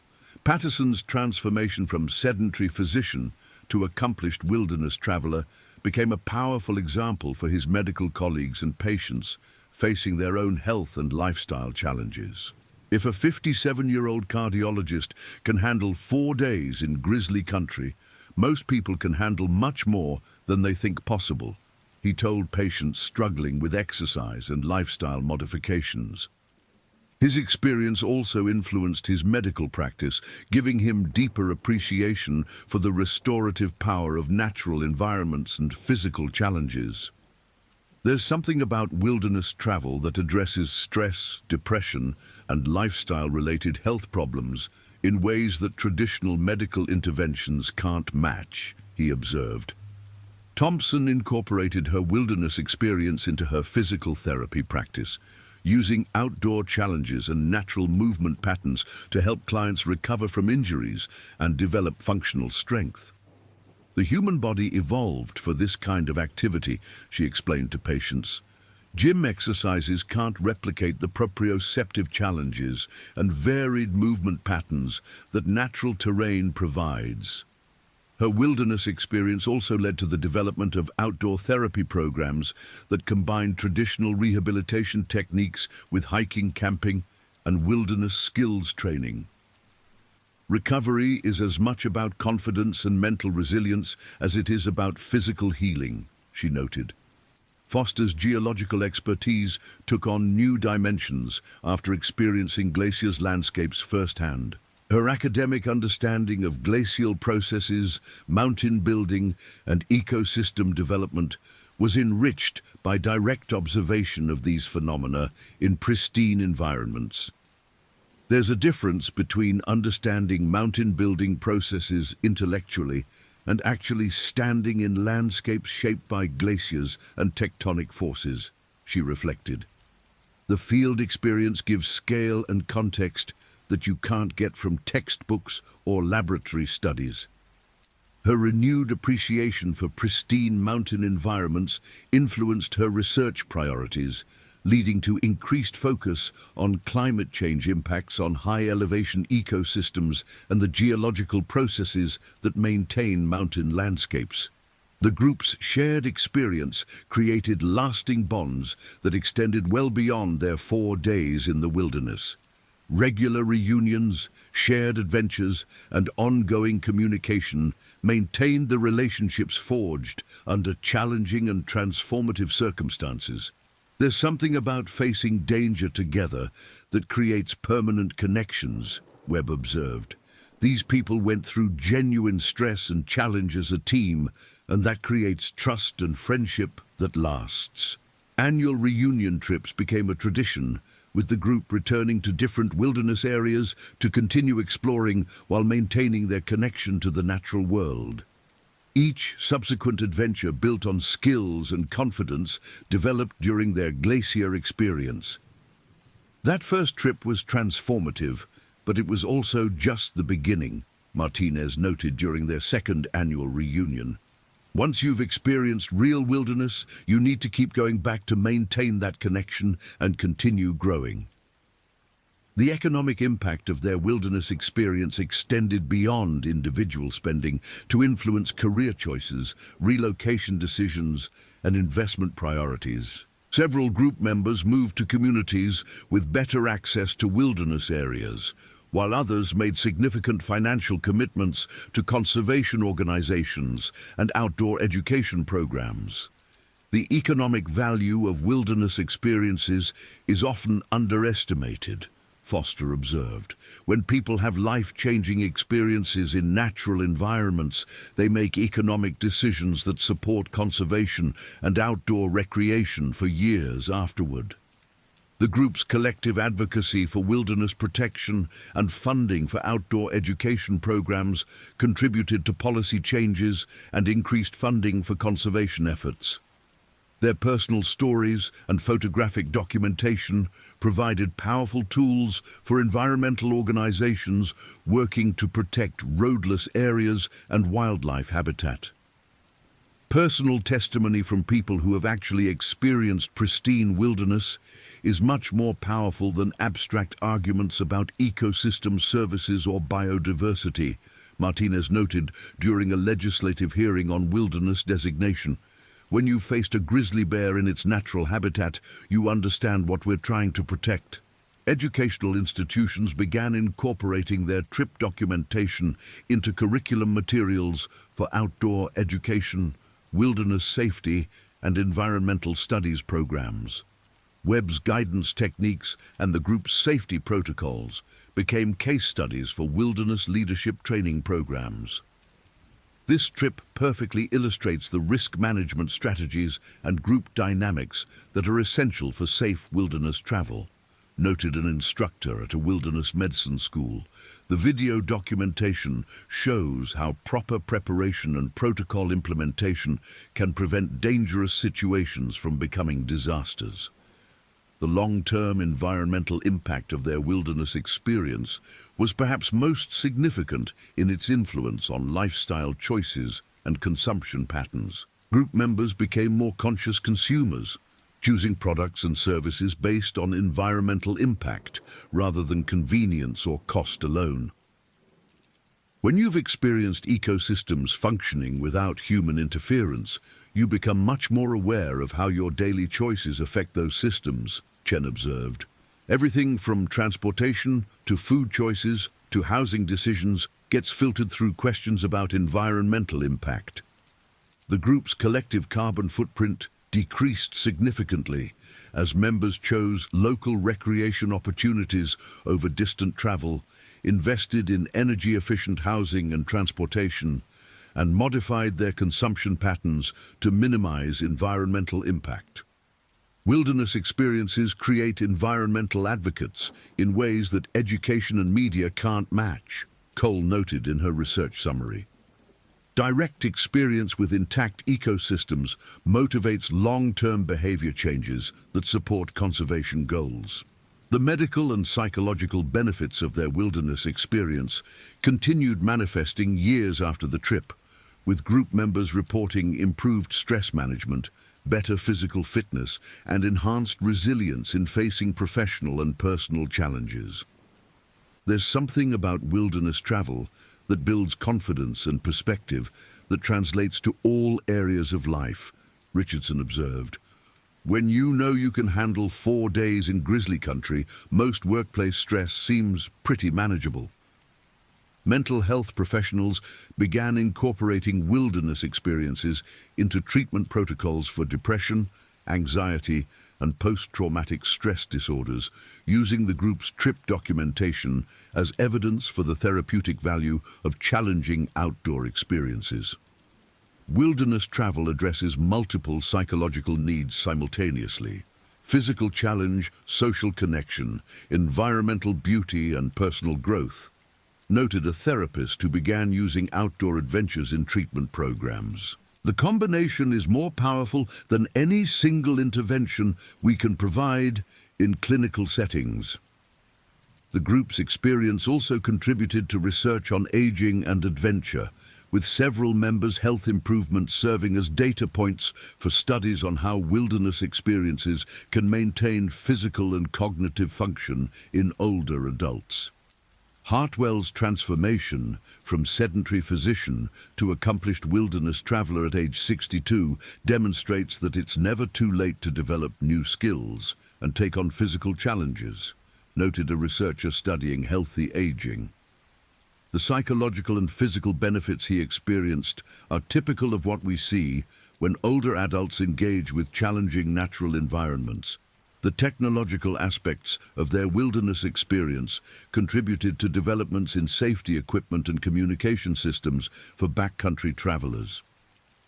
Kim's documentation of satellite communication, effectiveness, and GPS reliability helped manufacturers improve their products for wilderness applications. Real-world testing in remote environments provides crucial data for product development, noted an engineer working on emergency communication devices. Understanding how equipment performs under actual wilderness conditions helps us design more reliable systems. The group's bear encounter footage became an important tool for wildlife researchers studying grizzly bear behavior and human-wildlife interactions. The clear documentation of bear body language, vocalizations, and decision-making processes provided valuable data for improving safety protocols. This footage shows textbook defensive behavior from a sow with cubs, noted a wildlife biologist studying bear-human interactions. You can see the decision-making process as she evaluates the threat level and ultimately chooses avoidance over aggression. The encounter also contributed to improved bear safety education programs, with the video being used to train backcountry travelers in recognizing and responding to potentially dangerous situations. Visual documentation of actual encounters is much more effective than verbal descriptions for teaching proper response protocols, observed a wilderness safety instructor. People can see exactly how quickly situations develop and how important proper preparation and group coordination becomes. Years after their wilderness adventure, the group members continued meeting annually to explore new wild places while maintaining their connection to the natural world. Each subsequent trip built on skills and confidence developed during their first experience in Glacier's backcountry. The Glacier trip was transformative, but it was also just the beginning of a journey, Webb reflected during their 5th annual reunion.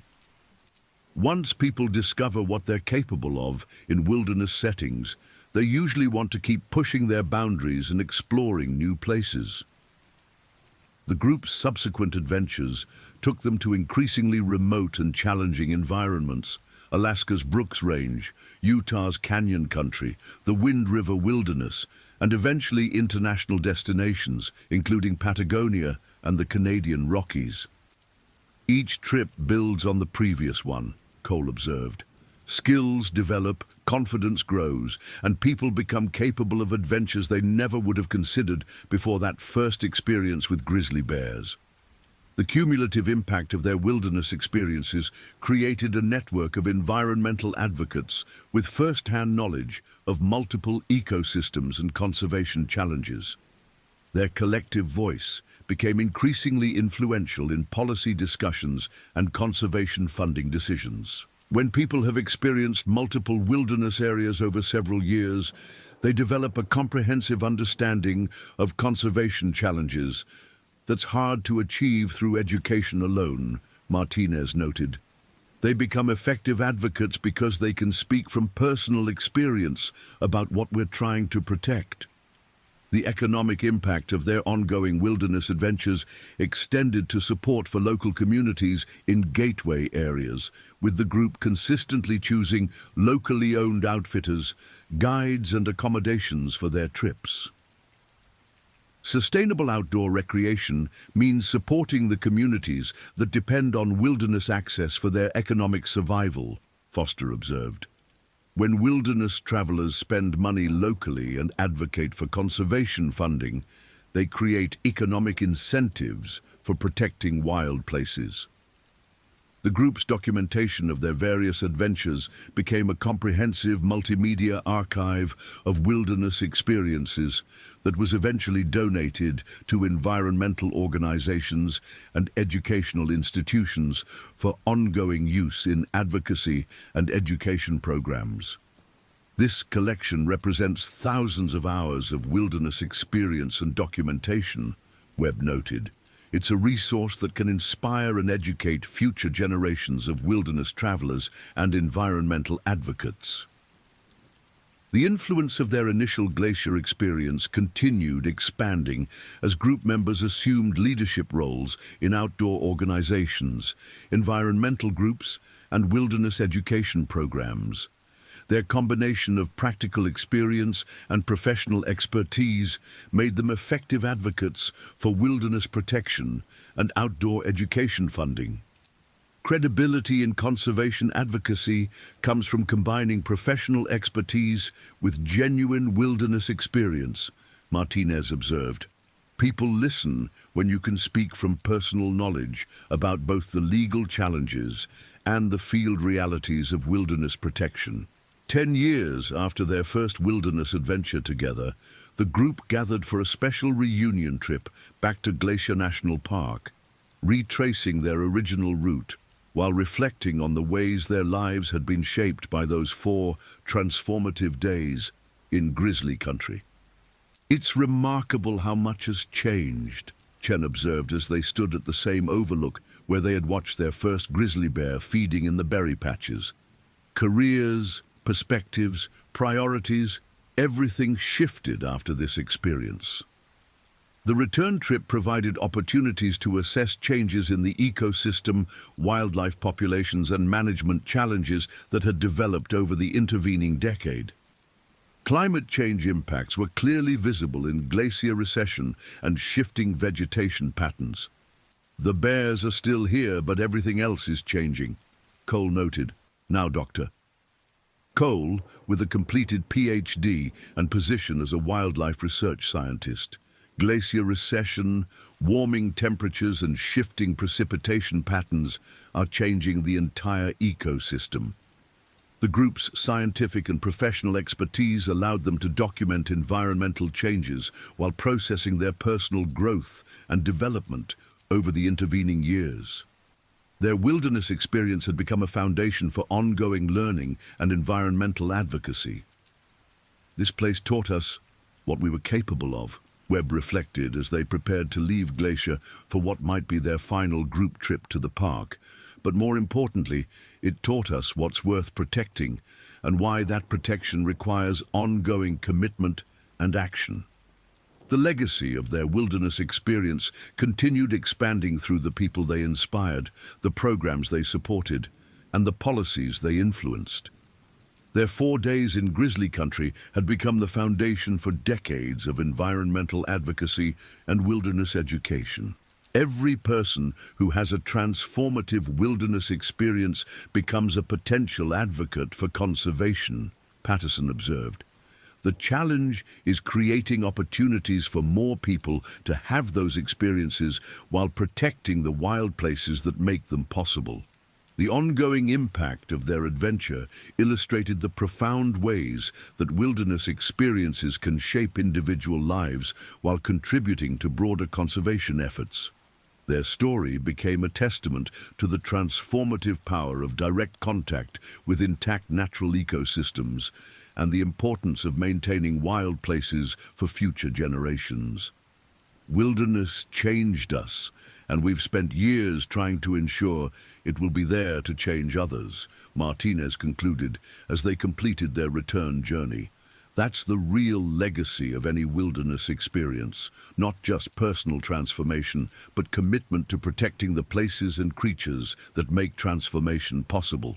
As the group members returned to their respective homes and responsibilities after their reunion trip, each carried renewed commitment to the conservation work that had grown from their original wilderness experience. Their story continued evolving, but its foundation remained those 4 days when they learned what they were capable of in one of North America's last intact grizzly ecosystems. The enduring influence of their adventure served as a reminder that wilderness protection requires not just policy and funding, but also the passionate advocacy of people who have experienced wild places directly and understand both their beauty and their fragility. Their transformation from wilderness novices to experienced advocates illustrated the potential for outdoor experiences to create lasting environmental commitment. "The bears are still out there," Webb said, as he prepared his gear for the next group of wilderness adventurers. "And there are still people who need to meet them, learn from them, and become their advocates. That's how conservation really works. One transformative experience at a time." The next stories. When Shadows Fall, the Kodiak Research Station incident. Dr. Sarah Chen pressed her palm against the cold aluminum siding of the research station, feeling the vibrations of the generator humming inside. The late afternoon sun cast long shadows across the tundra, and something felt wrong. After 15 years studying Kodiak bears in their natural habitat, Sarah had developed an almost supernatural sense for danger. Today, that sense screamed at her to pay attention. "Marcus, are you getting unusual readings on the motion sensors?" she called to her research partner, Dr. Marcus Williams, a tall, lanky wildlife biologist from Montana who had joined the Kodiak Island Research Station 3 years ago. Marcus looked up from his laptop, his weathered face creased with concentration. At 42, he had spent most of his adult life in remote wilderness locations, but Alaska still challenged him in ways he hadn't expected. "Actually, yeah. We've got movement patterns that don't match any of our tagged bears. Something big is moving through Sector 7, but it's not following normal foraging patterns." Marcus pushed his wire-rimmed glasses up his nose and pulled up the tracking data. "Look at this trajectory. Whatever it is has been circling our perimeter for the past 6 hours. Sarah joined him at the computer station, her dark hair pulled back in a practical ponytail, field clothes still dusty from the morning's data collection. The research station sat on an elevated plateau overlooking Karluk Lake, providing an ideal vantage point for observing bear behavior during the salmon runs. But that same isolation that made it perfect for research also made it vulnerable. "The salmon run started early this year," said Jennifer Martinez, the station's photographer and documentation specialist. At 35, Jen had carved out a unique niche, combining wildlife photography with scientific documentation. Her images had graced the covers of National Geographic and Scientific American, but more importantly, they provided crucial behavioral data for the research team. "I've been tracking the timing for my photo series. Usually we don't see this level of activity until late May, but the fish started running heavy 3 days ago." Dr. Rebecca Foster, the team's newest member, looked up from her field notes. At 28, she was completing her postdoctoral work in animal behavior, specifically focusing on predator stress responses in changing environments. That could explain the unusual movement patterns. If food sources are shifting earlier than expected, it might be disrupting established territorial boundaries. The team had been on Kodiak Island for 2 months now, part of a comprehensive multi-year study funded by the National Science Foundation and the Alaska Department of Fish and Game. Their mission was to document how changing climate patterns were affecting Kodiak bear behavior, particularly their feeding patterns and territorial ranges. The research had implications far beyond Alaska.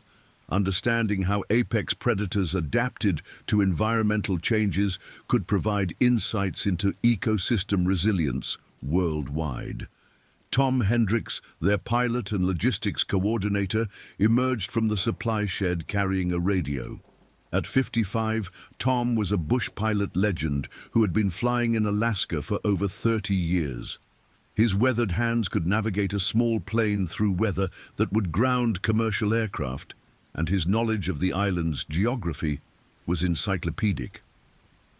Weather Service is calling for a major front moving in from the Gulf of Alaska. We might be looking at zero visibility conditions by tomorrow morning. How long? Asked Dr. David Park, the team's field operations manager. David, 39, had spent his career managing remote research installations from Antarctica to the Arctic. His job was to ensure the team had everything they needed to conduct their research safely. But lately, he'd been growing increasingly concerned about their proximity to bear activity. Could be 3, maybe 4 days before I can get a plane in here safely, Tom replied, his voice carrying the weight of experience. We've got enough supplies to last a week, but if this storm is as bad as they're predicting, we might want to consider pulling back to Kodiak Town. Sarah shook her head. We can't lose 4 days of data collection. This is peak season, and the grant funding is dependent on us gathering behavioral data during the salmon run. We've already extended our timeline twice due to equipment delays. The research station consisted of 4 prefabricated buildings connected by covered walkways. The main laboratory housed their computers, communication equipment, and sample storage. 2 residential modules provided sleeping quarters and basic living facilities for the 6-person team. The 4th building served as a supply depot and workshop. Solar panels and a diesel generator provided power, while a sophisticated water filtration system drew from the nearby lake. Their location on Kodiak Island placed them in the heart of one of the world's most concentrated populations of large bears. Kodiak bears, a subspecies of brown bear, could weigh up to 1,500 pounds and stand over 9 feet tall on their hind legs. The island's abundant salmon runs and rich vegetation supported a healthy population of approximately 3,500 bears across the island's 3,600 square miles. I'm more worried about our tagged bears, Marcus continued, pulling up tracking data on his screen. Female 247 hasn't moved from her position in over 18 hours. That's completely abnormal for this time of year. And male 156 has been ranging much farther north than his established territory. It's like something is disrupting their normal patterns. Jennifer adjusted her telephoto lens and scanned the tree line through the laboratory window. I've noticed it too. Yesterday I was photographing the fishing activity at the falls, and the bears seemed more agitated than usual. Lots of false charges, more vocalizations. It's like they're all on edge about something. The falls Jennifer referred to were located about 2 miles downstream from their station, where Carlock Creek formed a series of natural pools, perfect for salmon fishing. It was one of their primary observation sites, accessed by a well-worn trail that the research team had traveled hundreds of times over the past 2 months. Dr. Foster looked up from her behavioral analysis charts. Could be territorial displacement. If climate changes are affecting food availability, established bears might be ranging into areas traditionally occupied by other individuals. That would create exactly the kind of stress responses we're documenting. The sun was beginning to set, casting the landscape in shades of gold and amber. Through the windows, they could see the vast expanse of Kodiak Island stretching toward the horizon. Rolling hills covered in dense alder thickets, patches of old-growth Sitka spruce, and vast meadows of sedge grass. It was beautiful and pristine, but also unforgiving to those who underestimated its dangers. Dr. Park checked his watch. "Tom, what's the latest we can make a go, no-go decision on evacuation? If we're going to pull out, I'd need to have everyone packed and ready by 6 a.m. tomorrow. Once this front moves in, we're stuck here until it passes." Tom's expression was serious.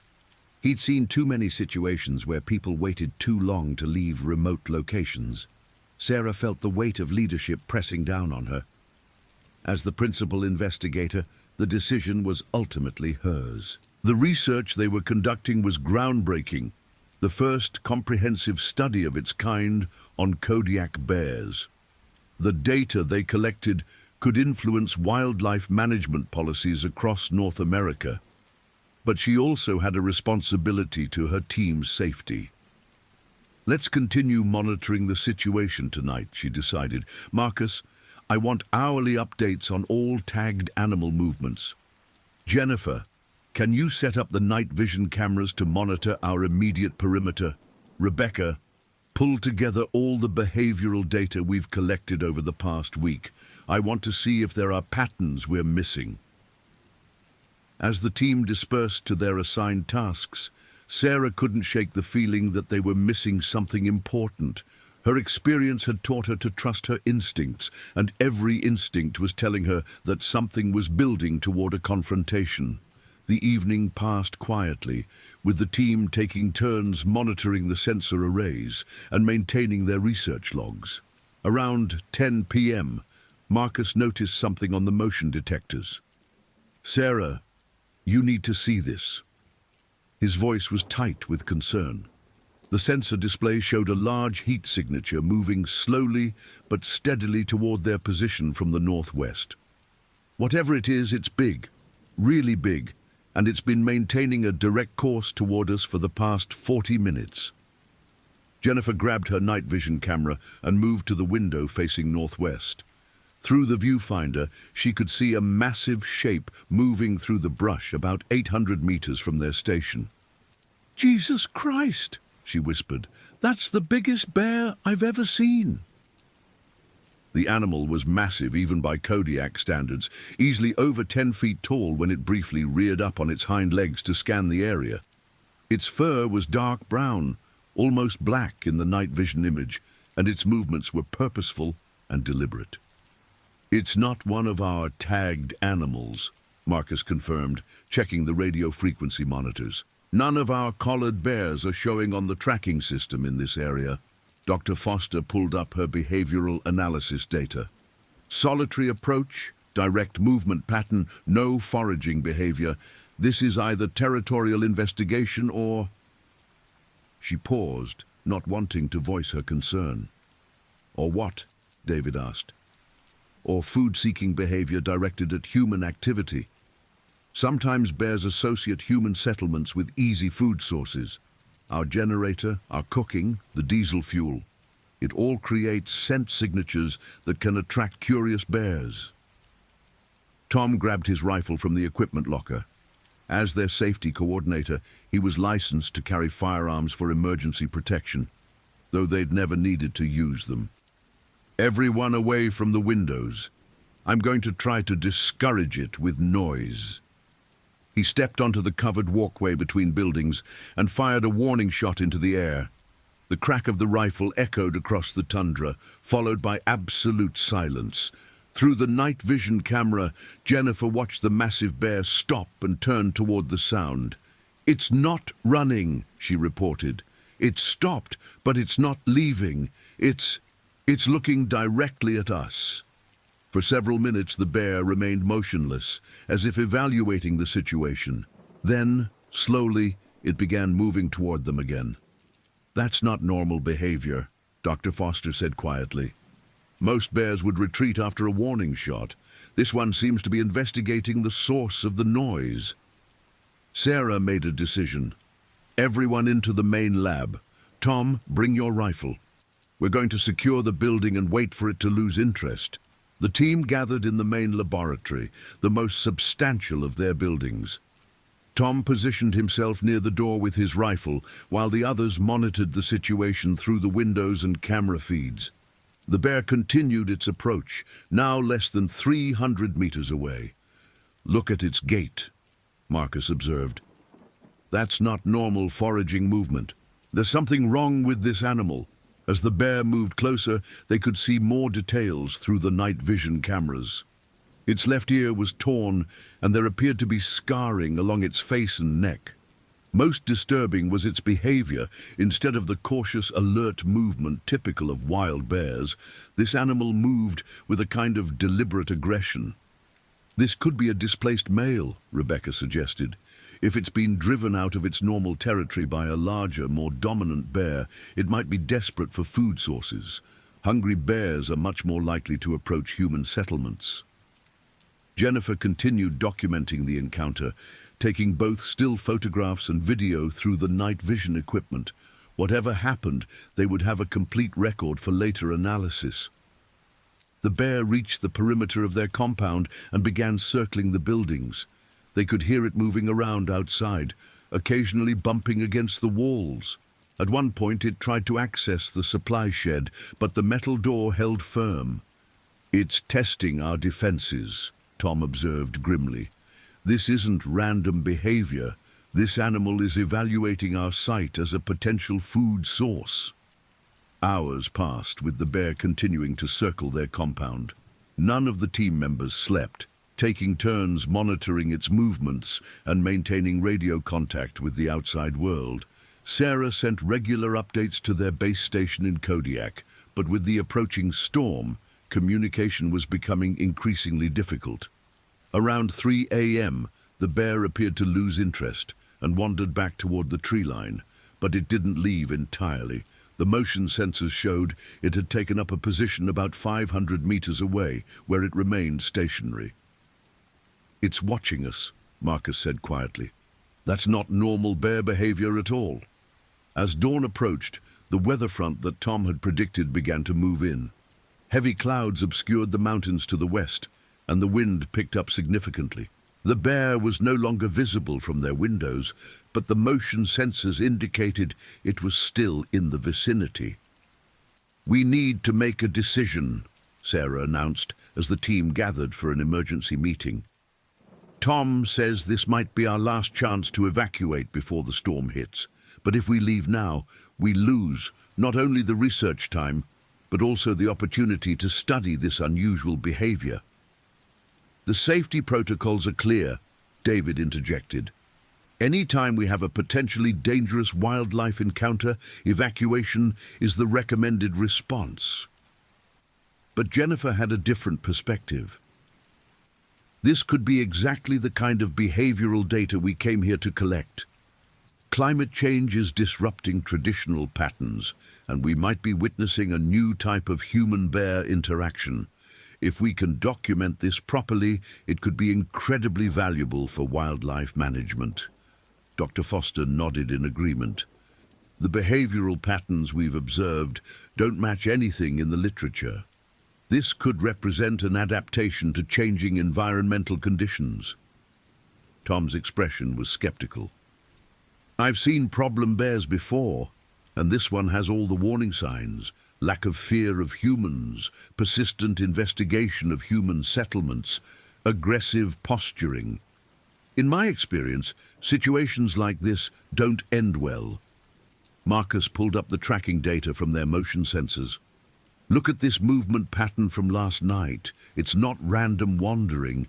The bear systematically investigated every building, tested multiple access points, and then established an observation position. That's problem-solving behavior." The wind was getting stronger, and they could see the first bands of rain approaching from the west. If they were going to evacuate, The decision had to be made soon. Sarah weighed their options carefully. The research they were conducting represented years of planning and preparation. The funding was difficult to obtain, and the logistics of getting a team to Kodiak Island were complex and expensive. If they evacuated now, they might not get another opportunity to complete their study. On the other hand, her team's safety was paramount. Tom's experience with Alaska wildlife was extensive, and his concerns carried significant weight. "Here's what we're going to do," she decided. "Tom, I want you to take Jennifer and Rebecca back to town. They can continue working on data analysis and photo documentation from there. David, Marcus, and I will remain here to monitor the situation. If the bear returns and exhibits any aggressive behavior, we'll activate the emergency beacon and request immediate evacuation." Tom shook his head. "I don't like splitting up the team.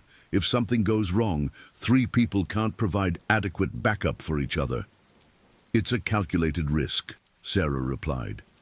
"But we have emergency communication, we're in a secure facility, and we have protocols for dealing with wildlife encounters. Plus, the storm will likely keep the bear sheltered for several days." Reluctantly, Tom agreed to the compromise. Within an hour, he had loaded Jennifer and Rebecca into his small plane and taken off for Kodiak Town, promising to return as soon as the weather cleared. Sarah, Marcus, and David settled in for what they hoped would be a quiet few days of storm waiting. The laboratory was well stocked with food and supplies, and they had backup power systems in case the main generator failed. For the remainder of that day, the approaching storm dominated their attention. The wind increased steadily throughout the afternoon, and by evening, heavy rain was lashing their buildings. The motion sensors showed no large animal activity. Apparently, even Kodiak bears sought shelter during severe weather. But on the second day of the storm, Marcus noticed something troubling on the sensor array. "Sarah, we've got movement again. Same sector as before, but closer this time." Through the rain and wind, they could barely make out a large shape moving near the tree line. The bear had returned, and this time it seemed less cautious about approaching their buildings. "Storm's making it desperate," David observed. "Limited food sources, uncomfortable conditions. It might be looking for shelter as much as food." The bear spent most of that day moving around their perimeter, occasionally approaching close enough to the buildings that they could hear it over the sound of wind and rain. At one point, it managed to tear open several garbage bags that had been stored in the supply shed, scattering debris around the compound. "That's not good," Marcus said. "Now it's associated our location with food reward. That's going to make it much more persistent." Sarah tried to maintain radio contact with Kodiak, but the storm was interfering with their communications. They were essentially on their own until the weather cleared. On the third day, the storm began to show signs of weakening, but their situation took a turn for the worse. The bear, apparently emboldened by its success in finding food scraps, began actively testing their defenses. They woke to the sound of something large pushing against the laboratory door. Through the windows, they could see the massive bear attempting to force its way into their building. "Emergency protocol," Sarah ordered. "David, activate the distress beacon. Marcus, help me secure all the entry points."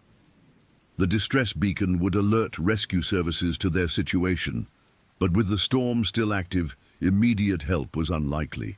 They were going to have to handle this situation themselves. The bear spent most of that day attempting to access their buildings. It managed to tear the door off the supply shed and scatter their emergency food reserves across the compound. More concerning, it seemed to be learning, testing different approaches and remembering which methods had been successful. "This is problem bear behavior 101, David said grimly. "Food reward combined with lack of human fear response. In populated areas, an animal like this would be immediately captured or destroyed. But they weren't in a populated area. They were isolated on a remote island with a 1,000-pound predator that was becoming increasingly aggressive and persistent. As evening approached on the third day, the storm finally began to clear. The wind died down and the rain reduced to a steady drizzle. They could see patches of clear sky to the west, which meant Tom might be able to fly in for a rescue attempt. But the improving weather also seemed to energize the bear. As darkness fell, it began the most aggressive investigation of their compound yet. The first sign of real trouble came around midnight.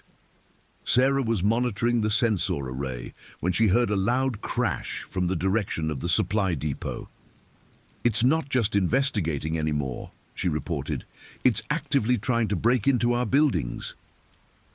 Through the night vision cameras, they could see the bear using its massive strength to tear apart the exterior structures. It had already completely destroyed the supply shed and was now working on the workshop building.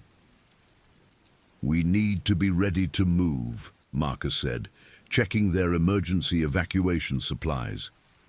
"If it gets through the exterior walls, we're going to have to make a run for it." David was attempting to raise someone on the radio, but atmospheric conditions were still interfering with long-range communications. They were able to get through to a Coast Guard station, but rescue wouldn't be possible until daylight at the earliest. "Can we hold out until morning?" Sarah asked. Before anyone could answer, they heard the unmistakable sound of metal tearing. The bear had found a weak point in the workshop building and was systematically destroying the wall. "That building shares a wall with the lab," David pointed out. "If it gets through there, we're going to be in direct contact with it." They had perhaps an hour before the bear might breach their final defensive barrier. Sarah made the hardest decision of her career. "We're abandoning the station. Grab emergency supplies and communications gear. We're going to have to make it to the emergency cache at Bear Point." Bear Point was the emergency supply cache located 3 miles southeast of their station. It was positioned on high ground with good visibility and contained emergency supplies, communication equipment, and a helicopter landing zone. If they could reach it, they could hold out safely until rescue arrived. But getting there meant traveling 3 miles across open tundra in darkness while being pursued by an aggressive bear. They gathered essential survival gear: food, water, emergency shelter, communication equipment, and flares. David also grabbed a second rifle and extra ammunition from the gun safe. "We leave together. We stay together. We arrive together," Sarah instructed. "No heroics, no splitting up. If anyone falls behind, everyone stops." They waited until the bear was focused on the workshop building, then slipped out through the rear door of the laboratory. The night was still overcast, but the rain had stopped and visibility was reasonable. Moving as quietly as possible, they began their trek toward Bear Point. The terrain was challenging. Soft tundra grass that muffled sound, but made walking difficult, scattered rocks that had to be carefully navigated, and numerous small streams that required careful crossing. For the first mile, they made good progress. The bear seemed to be occupied with demolishing their research station, and they heard no sounds of pursuit. But as they climbed a small ridge that provided a view back toward their compound, they could see the massive animal in the distance, apparently finished with its destruction and now moving in their direction. "It's tracking us," Marcus observed grimly. Bears had excellent senses of smell, and despite their efforts to move quietly, they were leaving a clear scent trail across the tundra. The bear was simply following their path. "Pick up the pace," Sarah ordered. "We need to reach the cache before it catches up." The second mile was more difficult. The terrain became rougher, with more obstacles to navigate around. David, who was carrying the heaviest pack, began to lag behind. They had to stop several times to allow him to catch up. Behind them, the bear continued to follow. It wasn't moving fast, but it was persistent and methodical. Occasionally, they would see it silhouetted against the sky as it crested a ridge or crossed an open area. "How much farther?" David asked, breathing heavily. "About a mile," Sarah replied, checking her GPS unit. "But it's uphill from here." Bear Point was located on a rocky outcrop that provided natural defensive positions and clear sight lines in all directions, but reaching it required climbing a steep slope that would leave them exposed and vulnerable. As they began the final ascent, the bear seemed to sense that they were reaching their destination. Its pursuit became more direct and aggressive. Instead of simply following their scent trail, it began taking shortcuts, using its superior knowledge of the terrain to close the distance between them. "It's not just following us anymore," Marcus observed. "It's trying to cut us off." They were perhaps 500 meters from the emergency cache when the bear appeared on a ridge to their left, silhouetted against the night sky. Even at that distance, its massive size was intimidating. "Keep moving," Sarah ordered. "Don't look at it. Don't stop. We're almost there." The final approach to Bear Point was a scramble over loose rock and through thick brush. They could hear the bear crashing through the vegetation behind them, no longer making any attempt at stealth. Sarah reached the emergency cache first and began inputting the combination to the supply container. Her hands were shaking from adrenaline, making it difficult to work the lock. "Hurry," David urged, glancing back toward the sound of the approaching bear. The lock clicked open just as the massive animal emerged from the tree line about 100 meters below them. In the open area around the emergency cache, they could see its full size and power for the first time. It was enormous, easily over 10 feet tall and probably weighing close to 1,200 pounds. Its dark fur was wet from the rain, making it appear even more massive. Most disturbing were its eyes, which reflected their flashlight beams with an almost intelligent intensity. "Emergency flares," Sarah ordered, pulling supplies from the cache. "Light them all." The bright red flares created a circle of intense light around their position. Most bears would be deterred by such a display, but this animal simply stopped at the edge of the light and watched them. David had his rifle ready, but Sarah hoped they wouldn't need to use it. Killing a Kodiak bear required perfect shot placement, and a wounded animal would be even more dangerous than an uninjured one. "Emergency radio," Marcus said, pulling out the communication equipment from the cache. "Coast Guard, this is Kodiak Research Station. We have an emergency situation and require immediate evacuation."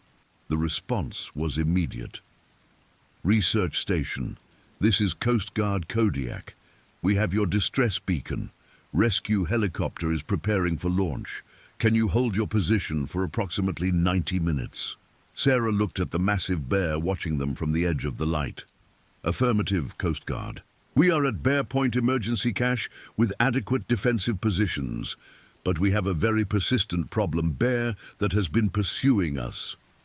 "Understood, Research Station. Maintain defensive positions and use noise and light to discourage animal approach. Help is on the way." 90 minutes. They had to hold their position for 90 minutes while being observed by one of the largest predators in North America. The bear seemed to understand that something had changed. It began circling their position, staying just outside the range of the flare light, but never losing sight of them.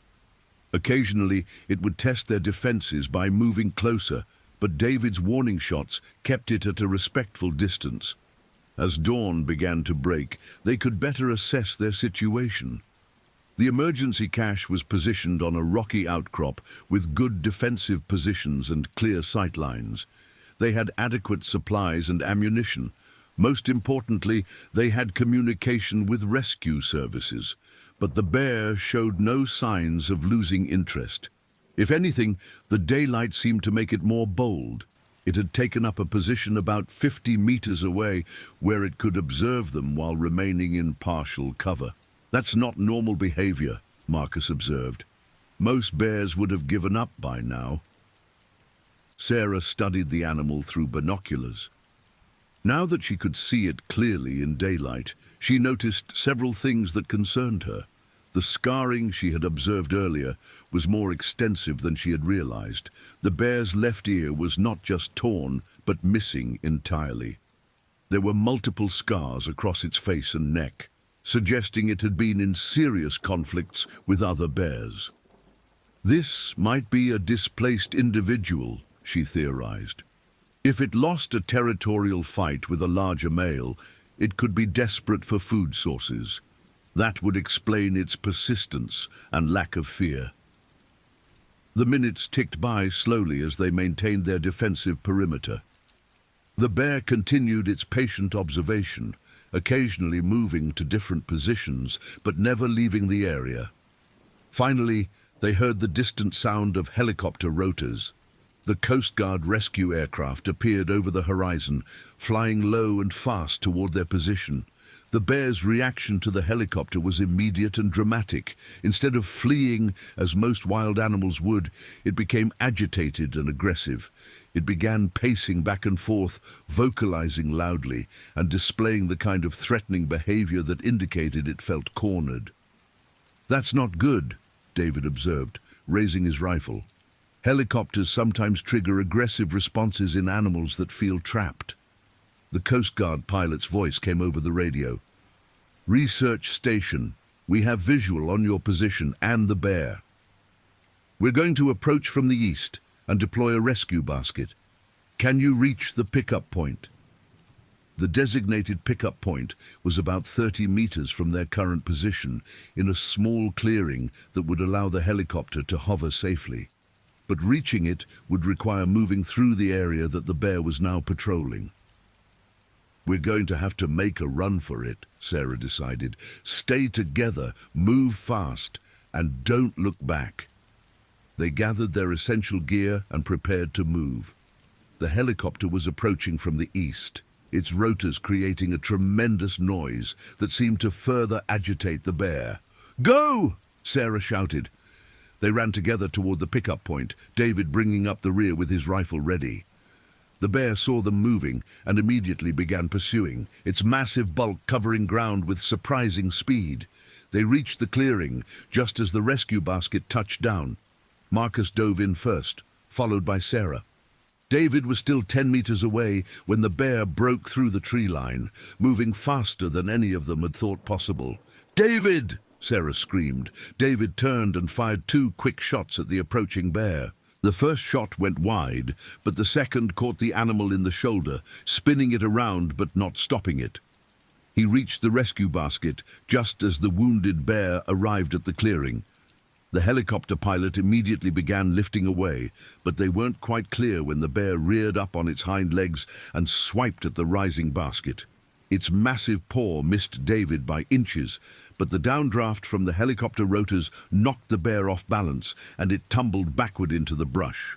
As they rose into the sky, Sarah looked down at the clearing where the wounded bear was getting back to its feet. Even injured, it was still watching them, still displaying the kind of persistent intelligence that had made their encounter so dangerous. "That's not the last we'll see of that animal," she said quietly. The rescue flight to Kodiak took 20 minutes. During the flight, they provided initial reports to both the Coast Guard and Alaska Department of Fish and Game officials. The bear they had encountered represented a significant public safety threat and would need to be located and dealt with appropriately. At the hospital in Kodiak, they were examined for injuries and exposure. Physically, they were all in good condition, but the psychological impact of their ordeal was just beginning to be felt. Post-traumatic stress is common after intense wildlife encounters, the emergency room physician explained. You should expect some sleep disturbances, anxiety, and possibly flashbacks. These are normal responses to an abnormal situation. Sarah's first call was to Jennifer and Rebecca, who had been monitoring the situation from town. They were relieved to hear that everyone was safe, but concerned about the implications for their research. "The station is probably a total loss," Sarah admitted. "Even if the buildings are still standing, all our equipment and data storage systems were left behind." The financial implications were staggering. The research station represented over $800,000 in scientific equipment and infrastructure. Their research data, if it couldn't be recovered, represented 2 months of intensive fieldwork that would be impossible to duplicate. But more concerning were the implications for bear management on Kodiak Island. The aggressive behavior they had witnessed suggested that environmental changes were creating new challenges for wildlife officials. Dr. James Harrison, the Alaska Department of Fish and Game's regional wildlife biologist, met with them the following day to conduct a formal interview about their encounter. "What you've described is consistent with a problem bear scenario," he explained. "Climate change is disrupting traditional food patterns, which can lead to increased human-bear conflicts. We're seeing similar situations across Alaska." The bear they had encountered would need to be located and evaluated. If it could be captured alive, it might be relocated to a more remote area of the island. But if it continued to exhibit aggressive behavior toward humans, it would have to be destroyed. "The scarring you described suggests this animal has been in multiple territorial conflicts," Dr. Harrison continued. "It may have been driven out of its normal range by a more dominant male.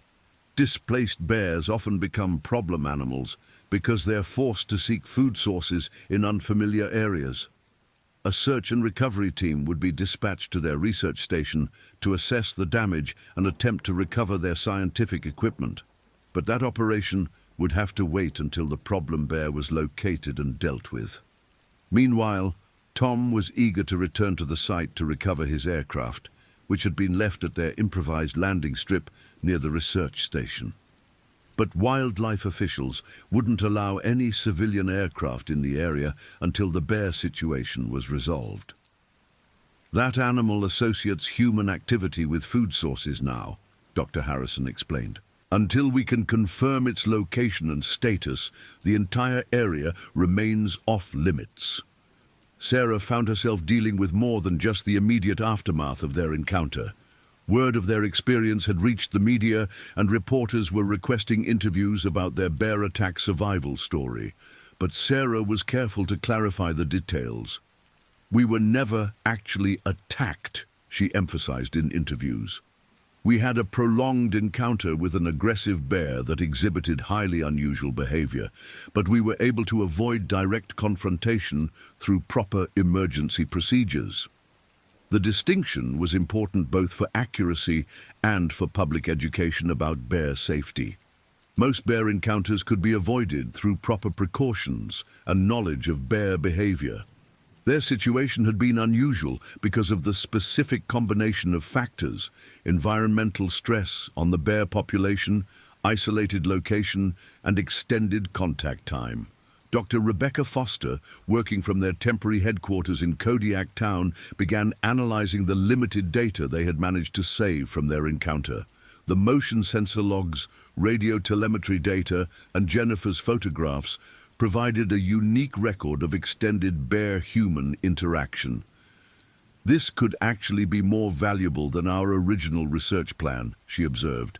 "We have documented behavioral data showing how a wild bear responds to human presence over an extended period. That's extremely rare in the scientific literature." Jennifer's photographs in particular provided insights into bear behavior that might not otherwise have been captured. The images showed the progression from cautious investigation to bold aggression to persistent stalking behavior. "Look at the body language changes," Jennifer pointed out, reviewing her photos. "In the early images, the bear is displaying typical investigative behavior: ears forward, cautious movement. But by the final photos, it's showing dominance displays: head high, direct stare, territorial posturing." Marcus was working on integrating their encounter data with the broader population data they had been collecting. If this individual is representative of changing behavioral patterns in the population, we might be seeing the beginning of a significant shift in human-bear interactions on the island. The implications were sobering. Kodiak Island hosted thousands of visitors each year: hunters, fishermen, photographers, and researchers. If environmental changes were creating more aggressive bear behavior, Public safety protocols might need to be significantly updated. 3 days after their rescue, Dr. Harrison contacted them with an update on the search operation. "We've located your research station, and I'm afraid the damage is extensive. The bear essentially destroyed 2 of the 4 buildings and scattered debris across a wide area. But there was some good news. We managed to recover your main computer server and most of the data storage equipment. The laboratory building stayed intact, so you may not have lost as much research data as you thought." The recovery operation also provided new information about the bear they had encountered. "We found tracks and scat samples that confirm this is a male, probably in the 1,000 to 1,200 pound range. The tracks show an unusual wear pattern on the left front paw, which matches the facial scarring you observed. This animal has definitely been in serious conflicts." More concerning was evidence that the bear had remained in the area after their evacuation. It continued to investigate the research station for at least 24 hours after you left. That level of persistence is highly unusual and confirms that this individual poses a significant public safety risk. The decision was made to attempt capturing the bear for relocation rather than destroying it. Given its size and apparent intelligence, this animal could be valuable for genetic research if we can safely capture it. But if capture attempts fail, we'll have no choice but to eliminate the threat. Sarah requested permission to participate in the capture operation. Her experience with the animal could provide valuable insights for the wildlife management team, but Dr. Harrison was reluctant to approve civilian involvement in such a dangerous operation. "This bear has already demonstrated that it's not intimidated by humans," he pointed out. "Putting you back in the field with it would be unnecessarily risky." But Sarah argued that her team's scientific expertise was essential for understanding the animal's behavior. "We've observed this individual for over 72 hours under various conditions. We know its patterns, its responses to different stimuli, its learning capabilities. That knowledge could be crucial for a successful capture operation." Eventually, a compromise was reached. Sarah and Marcus would participate in the operation as scientific advisors, but they would remain in a support role rather than directly participating in the capture attempt. The capture operation was scheduled for the following week, weather permitting. It would involve a team of wildlife biologists, veterinarians, and public safety officials using specialized equipment to safely immobilize and relocate the problem bear. Meanwhile, the team continued their scientific work from Kodiak Town, analyzing the data they had recovered and preparing reports for their funding agencies. The encounter had certainly been traumatic, but it had also provided unprecedented insights into bear behavior under stress conditions. In some ways, this experience has been more valuable than our original research plan, Sarah reflected. We've documented behavioral patterns that might not otherwise be observed in controlled conditions. The media attention continued, with their story being picked up by national news outlets and wildlife documentaries. Sarah was careful to emphasize the scientific aspects of their experience while avoiding sensationalism. "This wasn't a horror story," she stressed in interviews. "This was a scientific encounter that provided valuable data about how wildlife responds to environmental changes. The bear was acting rationally within its own behavioral framework. It's just that framework had been disrupted by circumstances beyond its control." The week of the capture operation arrived with mixed weather forecasts. High winds and intermittent rain would make helicopter operations challenging, but wildlife officials decided to proceed with the attempt. Sarah and Marcus joined the operation team at the staging area in Kodiak, where they reviewed the tactical plan and safety protocols. The operation would use a helicopter-deployed net system to immobilize the bear, followed by chemical sedation and transport to a remote release site on the island. "The key is getting the initial net deployment accurate," explained Dr. Harrison. We'll only get one chance before the animal becomes too agitated for safe approach. The team flew out to the research station area in 2 helicopters, one carrying the capture equipment and specialists, the other serving as a command and observation platform. Sarah and Marcus rode in the observation aircraft, providing real-time behavioral analysis of the target animal. They found the bear almost exactly where Sarah had predicted, near the ruins of their research station, apparently still investigating the area for food sources. Even from the air, its massive size was impressive. That's definitely our animal, Marcus confirmed, observing the distinctive scarring and missing ear. And it's showing the same territorial behavior we observed during our encounter. The capture team's helicopter approached from downwind, hoping to get close enough for net deployment before the bear detected their presence. But the animal's hearing was apparently excellent. It looked up and began moving away while the aircraft was still several hundred meters away. It's learned to associate aircraft sounds with human activity, Sarah observed. That's going to complicate the capture attempt. The bear didn't flee in panic as most wild animals would. Instead, it moved deliberately toward heavy cover, pausing frequently to assess the threat and plan its next move. This was exactly the kind of intelligent, adaptive behavior that had made their original encounter so challenging. We're going to have to modify our approach, the capture team leader decided. This animal is too smart for standard techniques.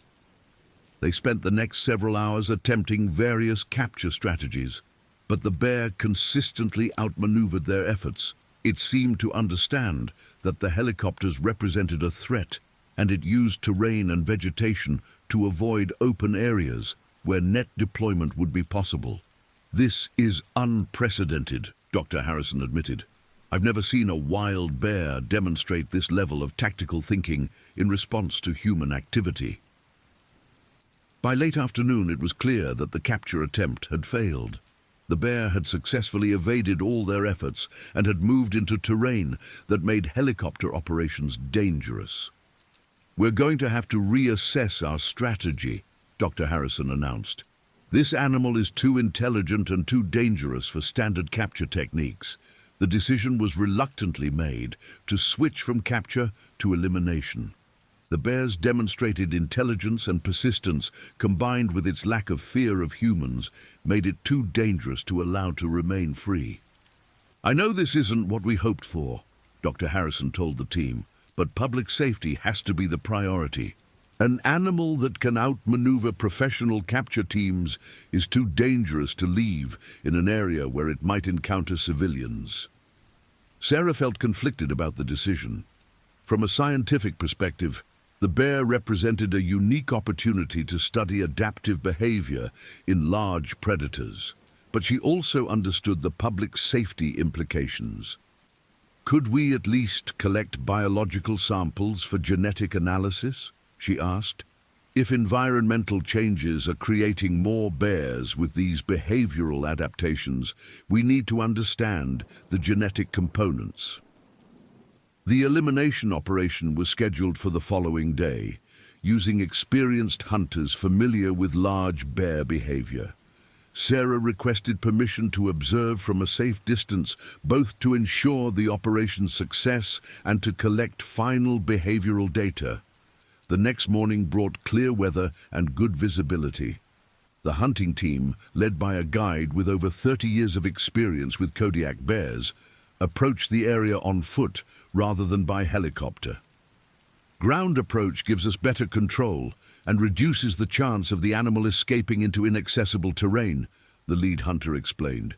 Sarah and Marcus observed from a helicopter circling at a safe distance, providing radio updates on the bear's location and behavior. The animal seemed to sense that this approach was different from the previous day's activities. It's moving toward the coast, Marcus reported. Behavior suggests it's looking for an escape route rather than preparing for confrontation. But the hunters had anticipated this possibility and had positioned team members to cut off access to the shoreline. The bear found itself in an increasingly restricted area with limited options for escape. The final confrontation occurred in a small clearing about 2 miles from the research station ruins. The bear, realizing it was cornered, turned to face its pursuers in a final display of defiance. Even in its last moments, the animal demonstrated the intelligence and dignity that had made it such a formidable adversary. It didn't charge blindly or flee in panic. Instead, it assessed the situation and chose to face the threat directly. The hunters, professionals who respected the animals they hunted, ensured that the end was quick and clean. 2 well-placed shots brought down the massive bear with minimal suffering. It was a magnificent animal, the lead hunter said quietly as they approached the fallen bear. I've hunted these islands for 3 decades, and I've never encountered anything like it. The bear was indeed massive. Initial measurements suggested it weighed over 1,100 pounds and would have stood nearly 11 feet tall on its hind legs. The scarring they had observed was even more extensive up close, telling the story of a life of territorial conflicts and environmental challenges. Biological samples were collected for genetic analysis, and the carcass was transported back to Kodiak for detailed examination by wildlife biologists. Every aspect of the animal would be studied to better understand what had made it so different from typical bear behavior. This individual may represent an evolutionary response to changing environmental conditions, Dr. Harrison explained. If climate change is disrupting traditional food sources and territorial patterns, we might be seeing the emergence of more adaptable, aggressive behavioral traits. The implications for wildlife management were significant. If more bears began exhibiting similar behavior patterns, current safety protocols and management strategies would need to be completely revised. Sarah returned to the mainland the following week to begin the long process of writing up their research findings. The data they had collected during their encounter, combined with the biological analysis of the bear, would provide material for multiple scientific papers. This experience has fundamentally changed how I think about predator behavior, she reflected in her preliminary report. We may be witnessing the beginning of significant evolutionary adaptations in response to rapid environmental changes. The research station would not be rebuilt. The cost of replacement, combined with the ongoing uncertainty about bear behavior in the area, made it impractical to continue operations at that location. Future research would be conducted from more secure facilities with enhanced safety protocols, but the scientific value of their experience was undeniable. The detailed documentation of extended human-bear interaction under stress conditions provided insights that couldn't be obtained through controlled studies or brief observational encounters. We learned as much about bear behavior in 72 hours as we might have learned in years of conventional research, Marcus observed. Obviously, we wouldn't want to repeat the experience, but the scientific value is extraordinary. Jennifer's photographs from the encounter were selected for a special exhibition on climate change and wildlife adaptation. The images powerfully illustrated the intersection between human activity and wildlife behavior in a changing environment. These photographs tell a story about more than just one bear, she explained in her exhibition statement. They document the challenges that all wildlife face as their traditional environments are disrupted by rapid climate change. Dr. Foster's analysis of the behavioral data became the foundation for new protocols for managing human-wildlife conflicts in changing environments. Her work demonstrated how traditional approaches to wildlife management might need to be adapted for animals exhibiting new behavioral patterns. We can't assume that wildlife will continue to behave according to historical patterns, she wrote in her policy recommendations. Environmental changes are creating new selective pressures that may result in more intelligent, adaptable, and potentially more dangerous animal behavior. The team members each dealt with the psychological aftermath of their experience in different ways. Sarah threw herself into writing and research, using scientific analysis as a way to process the trauma. Marcus took a temporary leave of absence to spend time with his family and reconsider his career priorities.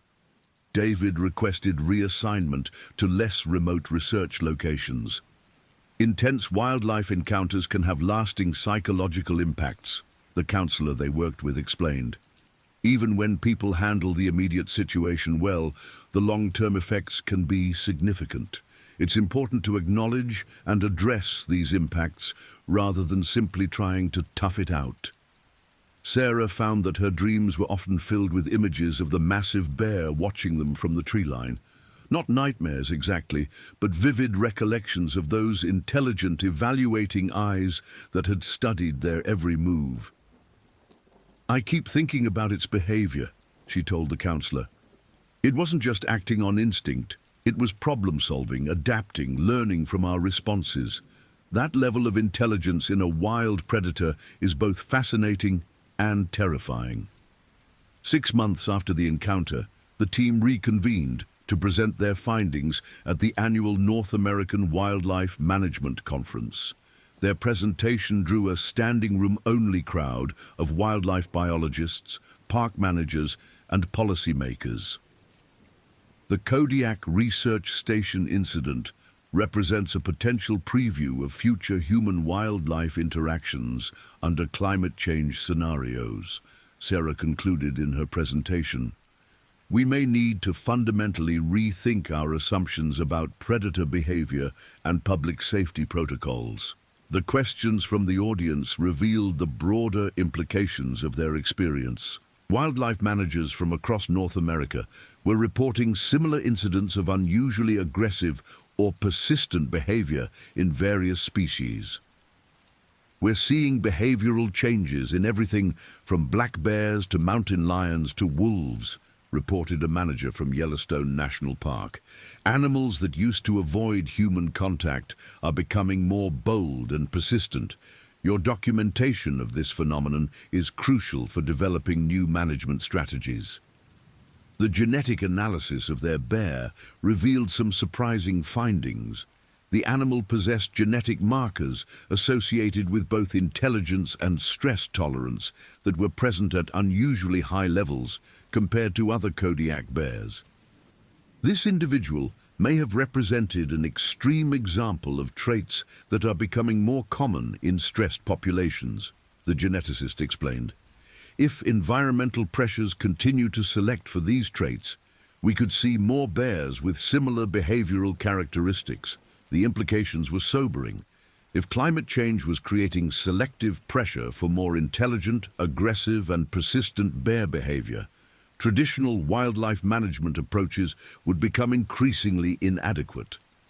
We need to start preparing for a future where human-wildlife conflicts are more common, more complex, and more dangerous, Sarah warned in her policy recommendations. The research station site was eventually converted into a wildlife monitoring station with enhanced safety features and remote operation capabilities. Motion sensors, cameras, and automated data collection systems allowed researchers to continue studying bear behavior without requiring extended human presence in the area. The technology exists to conduct much of this research remotely, Dr. Harrison explained. The Kodiak incident taught us that we need to reconsider the risks and benefits of putting researchers in direct contact with potentially dangerous wildlife. Tom eventually returned to the area to recover his aircraft, accompanied by a full wildlife management team and armed escorts. The plane had been damaged by curious bears, but was still flyable after minor repairs. "The whole area felt different," he reported. "More bears, more activity, more territorial behavior. Whatever changes that big male represented, they seemed to be spreading to other individuals." A year after the incident, Sarah was invited to testify before a congressional subcommittee on climate change and wildlife management. Her testimony helped secure funding for expanded research into behavioral adaptations in large predators. The bear we encountered on Kodiak Island may have been exceptional, she told the committee, but the environmental pressures that created its behavioral characteristics are becoming more common across North America. We need to prepare for a future where such encounters are no longer exceptional. The research data from their encounter continued to generate new insights and publications. The motion sensor logs, in particular, provided unprecedented detail about how a large predator scouts and evaluates human installations. This animal spent over 18 hours studying our facility before making any aggressive moves, Marcus noted in his behavioral analysis. It systematically tested our defenses, identified our routines, and planned its approach. That level of strategic thinking was completely unexpected. The implications extended beyond wildlife management to fields such as animal cognition and evolutionary biology. The documentation of complex problem-solving behavior in a wild predator provided new insights into animal intelligence and adaptability. We may need to revise our understanding of cognitive capabilities in large predators, a researcher from the Animal Behavior Society observed. The behavior documented in this incident suggests levels of intelligence and planning ability that weren't previously recognized in wild bears. Sarah eventually returned to field research, but with enhanced safety protocols and a deeper respect for the capabilities of the animals she studied. Her experience on Kodiak Island had fundamentally changed her approach to wildlife research. I used to think we were studying animals that were more or less predictable in their responses to human activity, she reflected. Now I understand that we're dealing with intelligent, adaptable individuals who are capable of surprising us in ways we never anticipated. The story of their encounter became a standard case study in wildlife management programs across the country. Students learned about the importance of emergency preparedness, the complexity of human-wildlife interactions, and the potential impacts of environmental change on animal behavior. This case study illustrates how quickly a routine research situation can become a life-threatening emergency, instructors would explain. It also demonstrates how environmental changes can create new and unexpected challenges for wildlife managers. The members of the research team remained in contact, bonded by their shared experience. They would occasionally meet for reunions where they would discuss the continuing implications of their encounter and updates on related research. We went through something that very few people have experienced, Marcus observed at one such gathering. We had an extended, complex interaction with one of North America's apex predators and lived to document it. That creates a bond that doesn't fade with time. The psychological impacts of the encounter continued to evolve over time. Initially, team members experienced stress and anxiety related to their brush with danger, but gradually, many began to feel a sense of privilege at having witnessed such extraordinary animal behavior. How many people get to observe that level of intelligence and adaptation in a wild predator? Jennifer mused.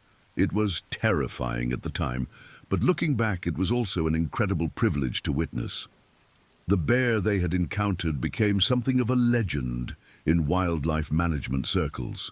Stories about its intelligence and persistence were told and retold, often with embellishments that made it seem even more formidable than it had been in reality. Every telling makes it a little bigger, a little smarter, a little more dangerous, Sarah would laugh when she heard the latest version of their story. Pretty soon people will be claiming it could use tools and speak English. But beneath the humor was a serious concern about how their experience was being interpreted and used. Sarah was careful to emphasize the scientific aspects of their encounter rather than the dramatic elements. This wasn't a monster movie, she would stress. This was a stressed animal, responding to environmental pressures in ways that were adaptive for its situation, but dangerous for us. The real lesson is about how climate change is affecting wildlife behavior, not about the existence of super bears. The research station incident ultimately contributed to a broader understanding of how rapidly environmental changes could affect animal behavior. It became a key example in discussions about the unpredictability of ecological disruption and the need for adaptive management strategies. The Kodiak encounter showed us that we can't predict how individual animals will respond to environmental stress. Dr. Harrison reflected years later, we need to be prepared for the unexpected and be ready to adapt our management approaches as conditions change. The legacy of their 3 days on Kodiak Island extended far beyond the immediate experience. It influenced wildlife management policies, research protocols, and public education about human-wildlife interactions across North America. We didn't set out to have a life-changing encounter with a remarkable bear, Sarah would conclude when telling their story. We were just trying to conduct routine wildlife research. But sometimes the most important discoveries come from situations we never planned for. The bear they encountered was gone, but its impact on our understanding of wildlife behavior and the challenges of conservation in a changing world would continue for generations. In the end, perhaps that was the most fitting legacy for such an extraordinary animal, that its story would help protect both people and wildlife in the uncertain times ahead. As Sarah finished writing the final report on their experience, she reflected on how much their understanding had changed. What had begun as a routine research project had become a watershed moment in wildlife management and a powerful reminder of the intelligence and adaptability of the natural world. We went to Kodiak Island to study bears, she wrote in her conclusion. Instead, one remarkable bear taught us lessons we never expected to learn. The experience was harrowing, but the knowledge we gained may help prevent similar encounters in the future, while fostering greater respect for the remarkable creatures we share this planet with. The research station incident would be remembered not as a horror story, but as a scientific encounter that provided crucial insights into the challenges facing both wildlife and humans in a rapidly changing world. And somewhere in the vast wilderness of Alaska, other bears continued to adapt, learn and survive in ways that would undoubtedly continue to surprise and humble the humans who studied them.